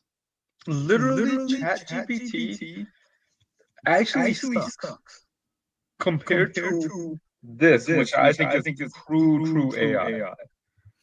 No, it's doing it. It's doing everything. It's intelligent. It like things, and it's like, okay, man. It's gonna like for example in this one, it's gonna consider material. It's gonna consider simplicity of design, all with bottom line on cost. Which business-wise, capitalism-wise, great. But remember, this was the job of an analyst, a planner, a design. You know what I mean? Like these are real jobs. It's gone. You know, like it's sad because there was a team that would sit and be like, okay, all right, let's look at what sold last year. Let's look at what materials is out there, how much it costs. There was a leader and a bunch of teammates that would work on this project to make it happen. Yeah. And everybody was like, specialized in different things and all this other stuff. 2, 3, 4 people working on this thing. Now it's like, hey, I got the data now. I got all the data. I don't need you to make a decision, human. You actually suck at making decisions. Yeah. I already got everything I need. Everything was scanned. Everything was input in me. I know everything now. I don't need you anymore. I mean, imagine scanning every library and locking it into your brain. You have everything you need. You have every subject matter expert. Every industry has its expert. And so now you just load it up and it'll spit it out. It's literally talking to you. It can do this.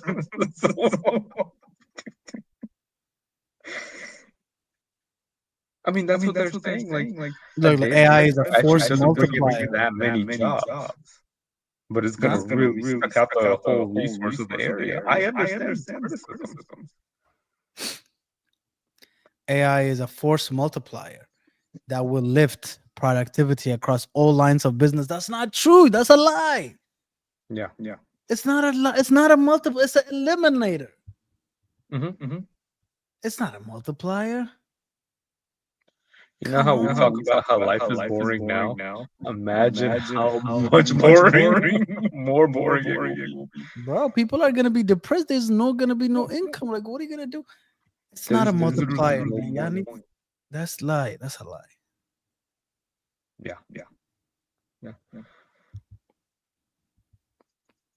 But the thing, like, read this and look at how scary this paragraph is. It will lift productivity across all lines of business. Why are we so focused on productivity when we can't even iron out the little shit that we need to hire 50 consultants just to figure out?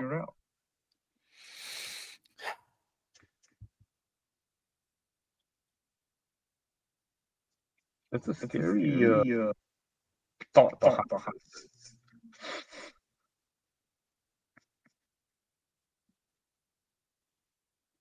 What is this?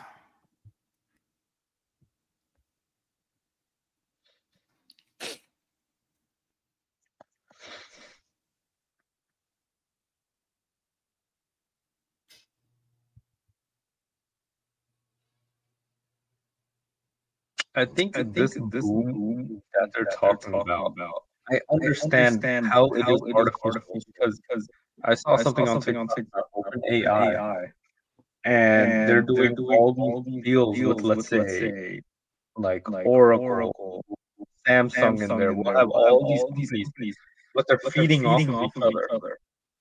You know what I'm saying? Yeah. Like McDonald's says, hey, we can get the fries from Burger King. We can use Wendy's burger patty. But then we put it all together into this one thing, but it's all inflating each other's businesses. Right? Wendy's will say, hey, we sold 50 million more burgers. But that's the fakeness behind it.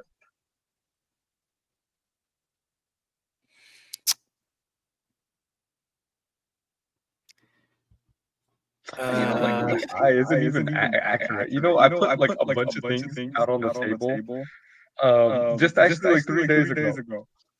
I said count. I took a picture. I said count it up, and it couldn't count it. It was incorrect. I'm like, this is the flaw with AI. It's not perfect. But but I think when it comes to like inside a company, there you control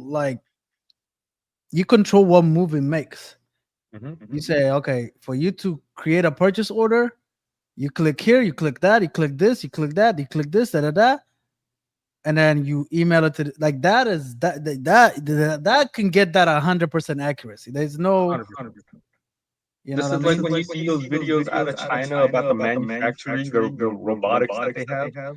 Yeah. And they say, okay, take this mouse, put it here, put it here, record it, and then bam, it's gonna repeat over and over, right? Replace this manufacturing aspect with employees, with white collar work. And now we got a big problem on our hands because AI benefits companies and capitalism. I'm fucked. Bro, the thing is this. The last 30 years, everybody went to a computer job. Yeah. It's good for your hands. Bro, business school and like engineering and all that shit was like the number one graduate college. Like, you know what I mean? Like there was less doctors and like even doctors. I mean, what? You would literally have to be a nurse that literally picks the fucking guy up off the bed. Like those are the only jobs that would be like left over. Yeah. And like, you'd have to actually like see the patient and be like, oh, he's not kind of looking good. So let's, I don't even know. I mean, like, I feel like that even can be hooked. They could be hooked up to a machine that's better than the nurse because the nurse might have like a bad call. Like the machine's gonna have a better call once. Nurse. What is nurse? What is needed to be a nurse? We got a nurse that the patient probably sees more of the nurse than the doctor. Well, the doctor's there to make the decision. But now the AI can make a better decision than the doctor. I can get a nurse that injects me with the... Didn't you show me the baby was misplaced?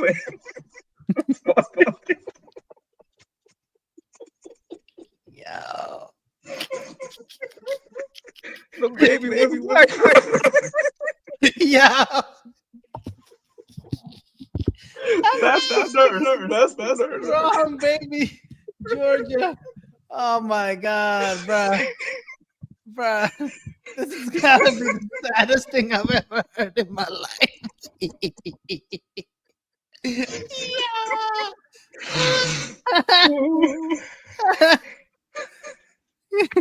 She had a black baby. Come on. I was happy. I was a mom. Christina Murray's long journey to motherhood took a path she never thought possible. I spent my entire life wanting to be a mom. I loved, nurtured, and grew my child. And I would have done literally anything in my power to keep him. After years of fertility and IVF treatments, she gave birth to a healthy baby boy in December of 2023. What was your immediate reaction after you gave birth? I was happy. I was a mom. He was beautiful and perfect, but it was also very clear that something was wrong. She vividly remembers the shock when she saw her baby for the first time. Whereas Christina is a Caucasian woman who chose a sperm donor with a similar appearance, the baby she delivered was African American. An at-home DNA test result that January confirmed what Christina suspected. The baby was not hers. On February 5th, Christina's lawyers reached out to the fertility clinic, Coastal Fertility Specialists, informing them of the mix-up. And just let them know, what the results were and ask for answers. In March, Coastal Fertility informs the other couple their embryo was transferred to Christina, that family taking legal action to obtain custody. In a family court hearing that May, Christina decides to give up the baby voluntarily. It's like the happiest day of their life. It's like, bro, this woman should get like 50 mil. Like, she gotta get like, bro, ain't no way. Yeah. 100%. Oh my God, bro. Like, there's no way you're not paying me millions of dollars for this mistake. She deserves compensation. 100%. I was pregnant with the wrong. You had one job, bro. Would AI have fixed this? Would this have been a better nurse? Dude, I mean, you put the wrong motherfucker in the wrong place, bro. That's like, imagine the nurse or the doctor that made this mistake. Imagine finding out you coming to work on a Monday morning and they find out you did this. It's not even you come in Monday morning. It's when you see the results. Nah, because look, once they put that shit in you, you out of there. She's at a hospital. She's pregnant for 9 months. Yeah. Once they put it in you, it's over with. Like, you're pregnant. All right, cool, go. But nobody would have known until the thing is out there looking at you. Bro, nobody would have think like somebody messed up. So this lady is pregnant for 9 months, excited. You know, she went to a sperm bank, bro. This was not even her husband or nothing. She was gonna be a single mom after this month. She went and got a sperm from a sperm bank, put her shit in. They mixed it up. like a milkshake. Yeah, mix that motherfucker up. Yeah. And they put it over here instead of, and then they got somebody else's shit and put it in her name. So her shit is somewhere too. Where is it? We don't know. That's what I want to know. Where is her? She's got another kid. Somebody else had her kid or what? So is it like? Yeah. Everybody needs to check their shit now in the whole damn hospital. Mm-hmm. But how can you? This is the weird thing is like, you know how I always say about like housing. How is it that I am buying $500,000 thing and I still need to get it inspected? This thing. How am I supposed to be going to a sperm bank and all and getting this fertilization? How it has to be done correctly?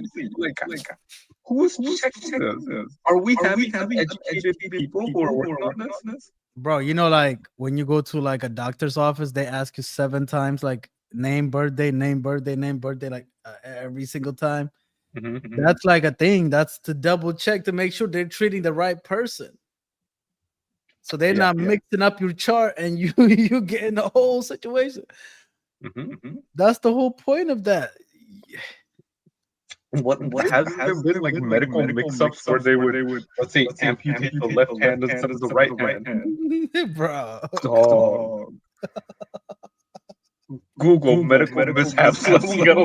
Oh my god, bro. I don't even know if I can take it. I would be so pissed. Bro. That's so terrifying. The worst day of mine. So like everyone's happy and joyous, and then I feel like this is why you gotta go to the big cities. This was like in some small town Georgia shit. And Georgia is like a ghetto place. You know, I mean, like, bro, but it's like rural Georgia. I don't think it's Atlanta. I feel like in this kind of situation, maybe you gotta go to the big cities or something. I don't know. there's me losing my. You know, some country ass, Laureen ass motherfucker. where are they at? Savannah, Georgia. Also, they got Coastal Fertility Specialists. This is the company. Are they on the stock exchange? Savannah, Georgia. Savannah's in a weak ass state. Yeah, it is kind of weak. Bro, 3.5. Ah. It's got good reviews. No. Filter it by the lowest. There we go. A lady in front.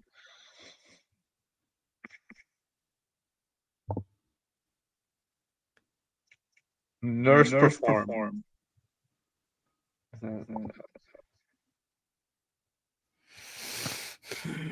Bro, they still in. I can't believe they still in business, bro. Oh my Oh god. shit! They just won a winner and they got like an award. Nah, bro. Do you know how aggravating this is as the recipient of this kid? And to see that this place has also gotten an award. I'm surprised. Like, this is the place she was at, bro. Is this the right place to go to? I thought like they had other places. What you mean? Like for example, like with dental clinics, Castle Dental versus like actual doctor office. That's the thing. No, they specialize in fertility stuff. Says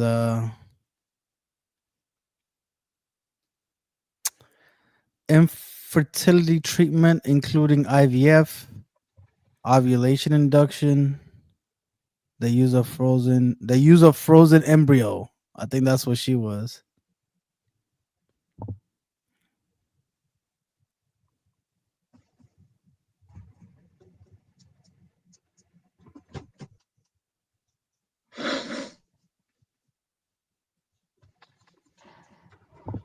Let's see, what is it? God damn, 31-minute video.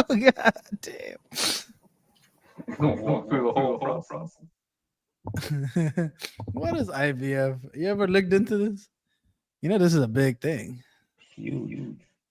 I never looked into it fully. Kind of Making a baby isn't always easy. Fortunately, there are many ways to parenthood, including in vitro fertilization, or IVF. This treatment process brings the miracle of conception into a laboratory. During the multi-step procedure, mature eggs are retrieved from ovaries and fertilized with sperm in a petri dish. It takes a few days for the fertilized eggs to develop into embryos. Within a week, an embryo can be transferred into a uterus in hopes of starting a successful pregnancy. IVF has been used by want-to-be parents for more than 4 decades. It has led to the birth of nearly 10 million babies since the first successful fertilization procedure. Wow. Is this the one where you have like you have an increased chance of having many kids? What because there was somebody in New Jersey, I think, that we knew, and she had like I don't know how many septuplets or something like that. This totally legit influencer loves electric vehicles. As if. This IRL test drive will change your mind. Just like that, the influencer has become the influence. You know, Toyota this is BZ. One drive can change your mind. this is when you have a Her bad birth tooth. revolutionized the field of reproductive medicine. Given that approximately 1 in 8 heterosexual couples has difficulty conceiving, and that homosexual couples and single parents often need clinical help to make a baby, the demand for IVF has been growing. IVF is so common that more than 5 million babies have been born through this technology. IVF works by mimicking the brilliant design of sexual reproduction. In order to understand IVF, we first need to take a look at the natural process of baby making. Believe it or not, it all starts in the brain. Roughly 15 days before fertilization can happen, the anterior pituitary gland secretes follicle-stimulating hormone, FSH, which ripens a handful of follicles of the ovary that then release estrogen. Each follicle contains 1 egg, and on average, only 1 follicle becomes fully mature. As it grows and continues to release estrogen, this hormone not only helps coordinate growth and preparation of the uterus, it also communicates to the brain how well the follicle is developing. When the estrogen level is high enough, the anterior pituitary releases a surge of luteinizing hormone, LH. Bro, this is a whole system, bro. You motherfucker going to the brain and coming back. We're releasing chemicals. Bro, that's a whole science of this. Which triggers ovulation and causes the follicle to rupture and release the egg. Once the egg leaves the ovary, it is directed into the fallopian tube by the finger-like fimbriae.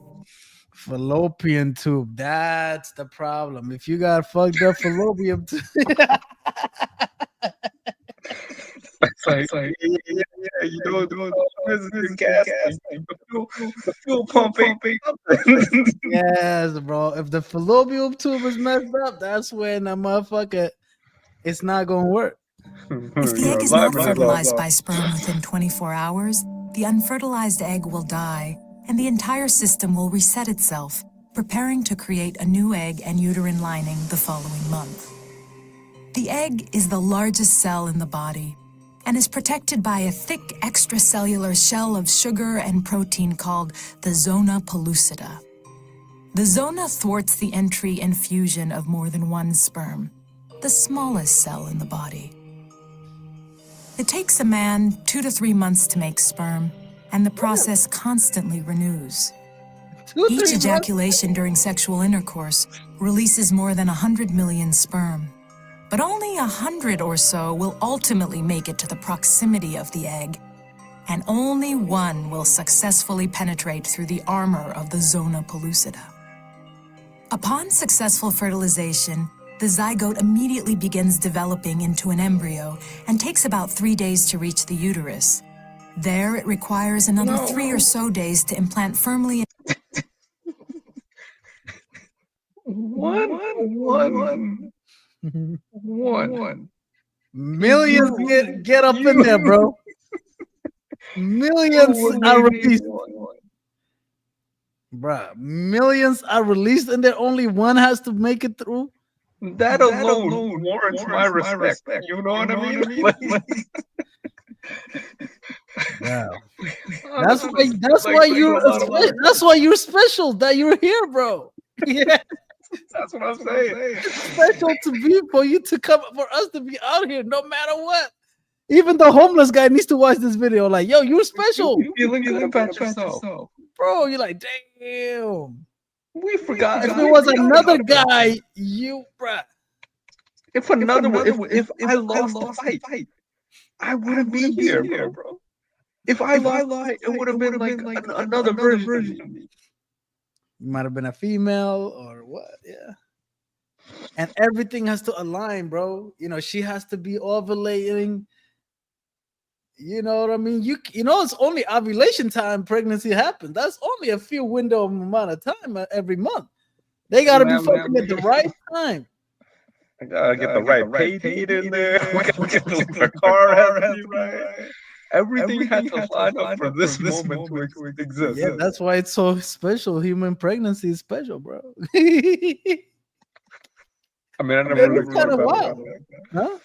I never really thought about it like that. Yeah, it is kind of like super. The probability of everything aligning is like 0.000. Like it's like they say 1 in a 400 trillion chance of you becoming a human or some crazy shit like that. What's it say under my name over here? H-Jam, mashallah, mashallah. You know what I'm saying? For real, man, mashallah. Into the endometrium, the inner lining of the uterus. Once implanted, the cells that are to become the placenta secrete a hormone that signals to the ovulated follicle that there is a pregnancy in the uterus. This helps rescue that follicle, now called the corpus luteum, from degenerating as it normally would do in that stage of the menstrual cycle. The corpus luteum is responsible for producing the progesterone required to maintain the pregnancy. But you know that women are born with the eggs and then they lose it every time. So by the time they reach 30, I think they lose about 90% of their eggs. Yeah. That's why you fucking up, bro. You can't be losing eggs, dog. You gotta. They only come in a dozen, bro. Nah, they get like I don't know how many eggs they get, but they get a lot of eggs, but they lose about 90% by 30.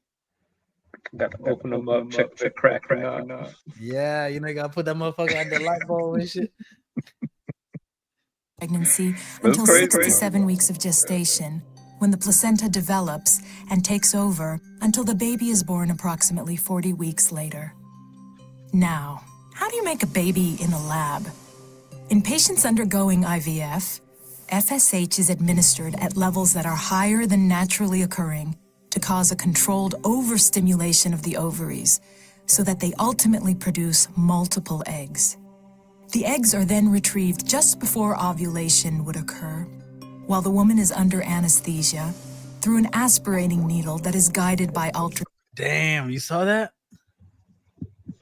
They suck them eggs out of there. Yeah. ultrasound. Most sperm samples are produced by masturbation. In the laboratory, the identified eggs are stripped of surrounding cells and prepared for fertilization in a petri dish. Fertilization can occur by one of two techniques. In the first, the eggs are incubated with thousands of sperm, and fertilization occurs naturally over a few hours. The second technique maximizes certainty of fertilization by using a needle to place a single sperm inside the egg. Wow. This is particularly useful when there is a problem with the quality of the sperm. After fertilization, embryos can be further screened for genetic suitability, frozen for later attempted pregnancies, or delivered into the woman's uterus via catheter. Common convention is to transfer the embryo 3 days after fertilization, when the embryo has 8 cells, or on day 5, when the embryo is called a blastocyst and has hundreds of cells. If the woman's eggs are of poor quality, Dream hair, real reason. Damn, bro. You know, like a lot. You know, it doesn't work every single time. You know, sometimes you might have to do it multiple rounds. The eggs is bad. The sperm is bad. Do you see the science that went on behind that? Okay. And here we are having fake employees. Yeah. I would rather have my money go to this Results. Let's start your rather journey than today. having an AI whatever. And I'm over here just making stupid content. With Martin Luther King over here hanging out with We're going to Tupac. begin You know this what I hour mean? with that new series. We call it. Yeah. I would rather have that. This is a real purposeful tool. It's like honestly, if you created AI and if you created IVF, which one would you be proud of? Yeah, IVF because it's like you know it's so special for people that want kids. Like So then what the hell? Like AI is cool and all. Like I understand its application, but why would I be making a data center when if I could make like any kind of tool to make this process easier and I could throw billions of dollars at this, I would.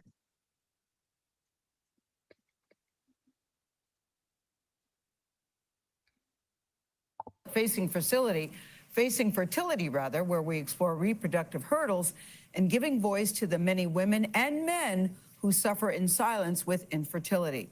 This morning, we're taking a look at the reality of in vitro fertilization, or IVF. Did she go to space? As many as 1 in 8 couples struggle to conceive, either due to female or male infertility, or in some cases, both.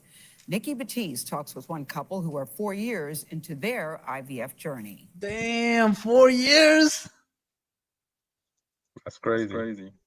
Bruh. Bro, this is why 4 it's years like, just try to get pregnant. yeah. Yeah. That's crazy. Imagine the emotional roller coaster. You still gotta go to work. You still gotta go to work. Yeah. You still got a career. You know what I'm saying? I don't think like I understand this emotion the way that you're talking about it. But to actually like say, hey, I want a kid. I am gonna do whatever it takes to have this kid. Do you know how dedicated you are at that point? That this is all you can think about. Your ups and downs.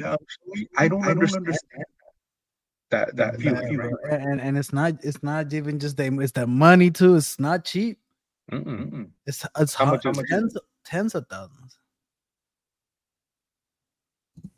4 years after they married, Kristen Connolly and Matt Smith were ready to start a family.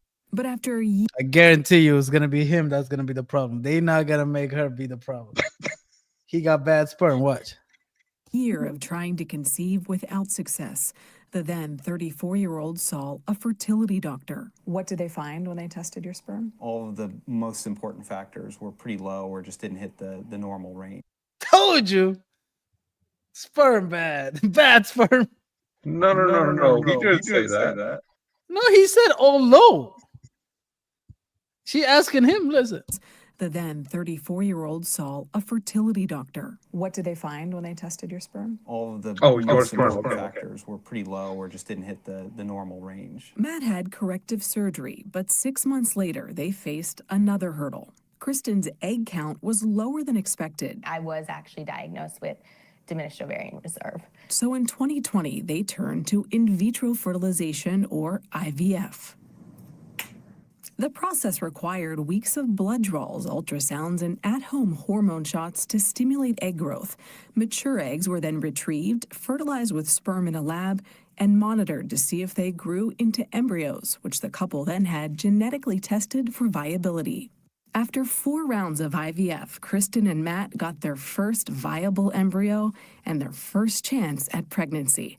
But when the embryo was transferred to Kristen's uterus, it did not implant. How are you feeling emotionally? Exhausted. Yeah, it was like a cycle. You'd be warm.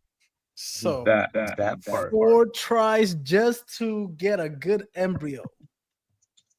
That part alone, like I don't understand that. But it exists. They went through that. 4 tries just to get a good embryo, and then the embryo gotta be put in her, and that motherfucker gotta take. It's not guaranteed. Once you got a good embryo that is put in your body, and you can't get pregnant. That's two-step verification. Bro, this is why if you want kids, bro, you gotta do it early, bro.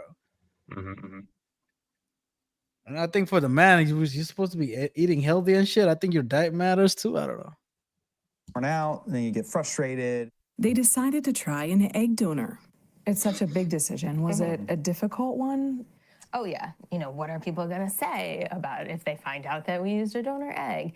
Am I gonna donor egg, bro? They gonna get an egg from...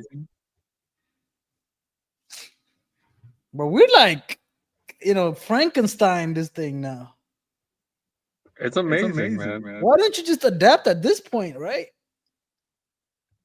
Yeah, that's Some people will say like, no, I want my own.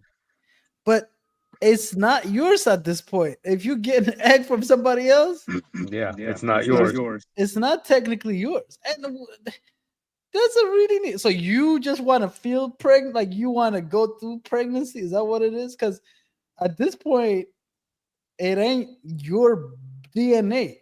You know, Yeah. like it's gonna be his DNA. It But ain't it's yours. not gonna be yours. So No. half of it is not you. You just a vessel at that point. I think Just at like what that happened to point, Homegirl. I think at that point it's like somebody's got something in there. I guess. I don't know. I guess. Late with the child because it's not my genetics. With donor eggs, Kristen and Matt were finally able to successfully transfer an embryo.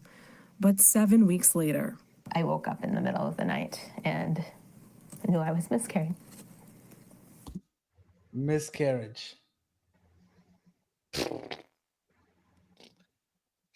Bro, if you're a woman and you want kids, you have to do it as young as possible, man. They don't tell you about this. This doesn't get told, like, you know what I mean? I You agree. go get your career and all this other stuff. Like, dude, look at this, man. This is sad. This lady is sad.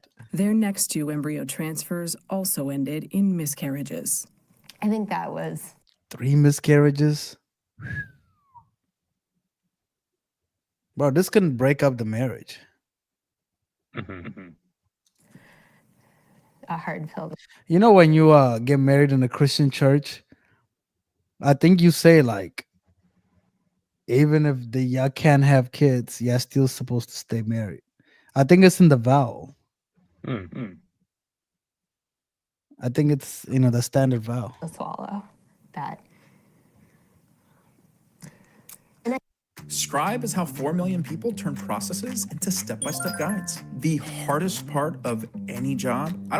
And I think we all sort of, why us? Then we started questioning, should we be doing this? In addition to the emotional toll, IVF can also take a financial toll. Without insurance coverage, the average cost of one medicated IVF cycle is about $12,000. Have you had to pay out of pocket? I would say at least 80% of what we've done has been out of pocket. Kristen and Matt are not alone in their struggle. It's been quite a roller coaster, so just trying to hold on to hope. Last August, I found myself in a place I never That was imagined. $12,000. How much did they go about? 3 times? 4 times. 4 times. That's 12 times 4. 50 G's, yeah. Wow. Imagined I'd be facing my 4th IVF egg retrieval. I got 6 eggs this time. I had 7 last time, 4 the time before, and I think 5 the first time. My husband, Dean Simpson, and I are desperately trying to have a second child. I've been recording our journey. So many people struggle in silence with infertility and never talk about it. We married at 36, but delayed starting a family as I switched jobs. I was at a pivotal point in my career, and There you go. Bro, we like a whole generation of us has been lied to, bro. You're supposed to be having kids at 22 years old, bro. Like at 23, 24, 20. Not deep in your 30s. This ain't gonna work. Yeah. Damn, dude. The big lie. Who's responsible for this? honestly, I wanted to wait Huh? That's a made-up. All those corporations. Yeah. Politics. years before we started trying to have a family. It's the biggest regret of my life. At age 38, we got pregnant quickly, but then suffered a miscarriage. Pregnant again naturally, we had our son Beau when I was 40. Then at 41, another miscarriage. At 42, we started IVF. These are tanks where we maintain frozen eggs and embryos. In fact, your embryos are in this tank, number 59. Wow, it's making me emotional, actually. Dr. Eric Foreman is my reproductive endocrinologist at Columbia University Fertility Center in New York City. A lot of people including myself, maybe naively think IVF is often successful. And that just isn't the reality. Yeah, I think that's a misperception. Even with our ability to get multiple eggs and make multiple embryos, most of them cannot go on and make a healthy baby. And so most IVF cycles are not successful. Most IVF cycles are not successful. That's nuts. Women under 35, the chance of having a baby after a single IVF cycle is about 41%. That drops to around 29% between the ages of 35 and 37. And by age 42, it's down to just 9%. I don't know yet if it'll work, if we'll be able to have another child.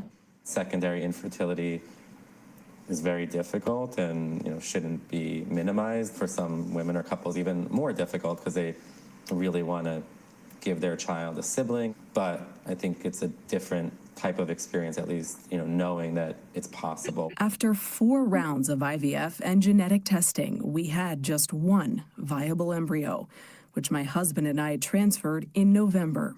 I've been feeling a lot of fear leading up to this day. 10 days later, We just found out that my pregnancy test is positive. We're so grateful and in shock. soon after, the tiny heartbeat we had been hoping for.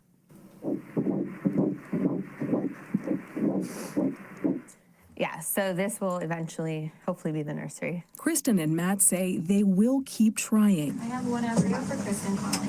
Days before our interview, they did another embryo transfer. When you want to be something so bad, you'll do whatever it takes. I hope this little embryo is the one. Damn, dog. Yeah. Bro, this is actually quite a heavy video. Huh? This is quite the heavy video. Yo, I mean, I never felt this. You know what I'm saying? So like, for me, I never saw babies growing up or anything like that. For them, like to see how important this is to them, that's crazy. oh, this is like, the thing is, the whole generation would like to, especially in the big cities, New York, in the tech, and you go get your career, blah blah blah, this and that. Dude, there's the biology is not waiting for you, bro. Like Mother Nature. Damn, bro. Damn, bro. I feel bad for these people, bro. Us too. Because I think we are tired. Weeks later, they got some good news. This is good. That's good. That's good. All right. A positive pregnancy test. Their latest transfer had worked. We got applause. I just talked to But hey, they've been pregnant before, didn't go through all the way. She had 3 miscarriages. Don't forget that. Yeah. It's not over yet. Oh my god, bro. I never looked into this. I just knew that it exists, but never. It's bad, bro. It's so bad, bro. Because do you know the median age of people getting married? What is it, 30? 25, 30? That's bad.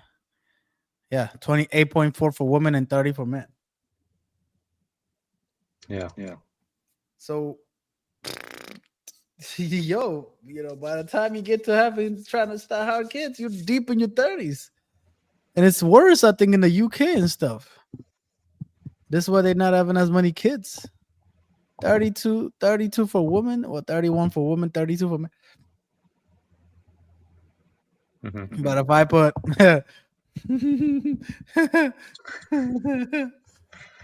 it's gonna be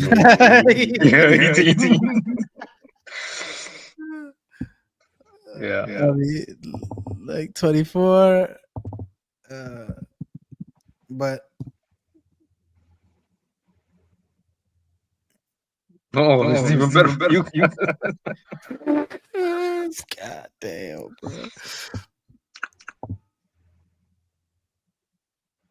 Let's see. God damn, all the African countries, bro, they get down quick. Sub-Saharan. Average. God damn. Oh man, average. The God dog, bro. Look at all these African countries at the top.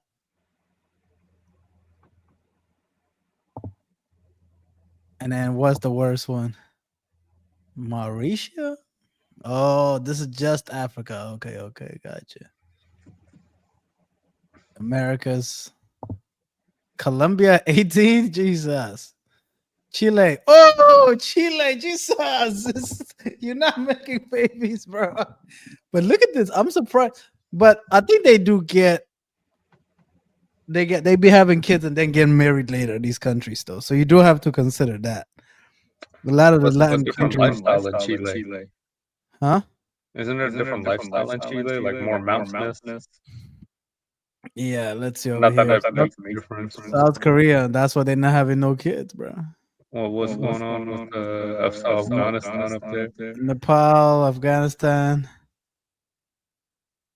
I mean, the less like educated the country is, you know, but the other gets even Pakistan is kind of getting up China there. and Pakistan are the same.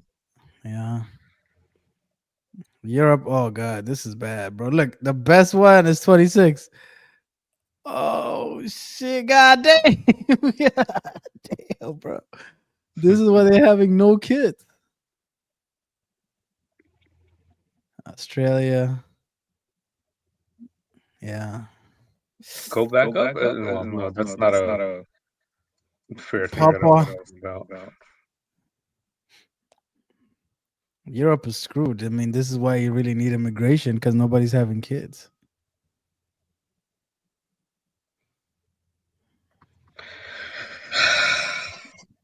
But I gotta go, man.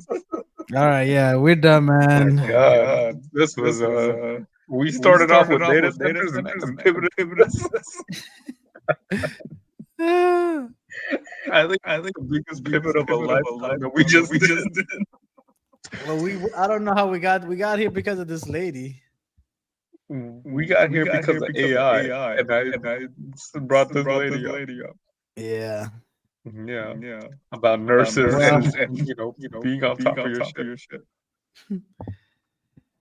Guys, this has been the Prophet Report with your boy AP. You got HJ in the house. Peace out. Thanks for tuning in. I'll see y'all next time. Peace. Take care.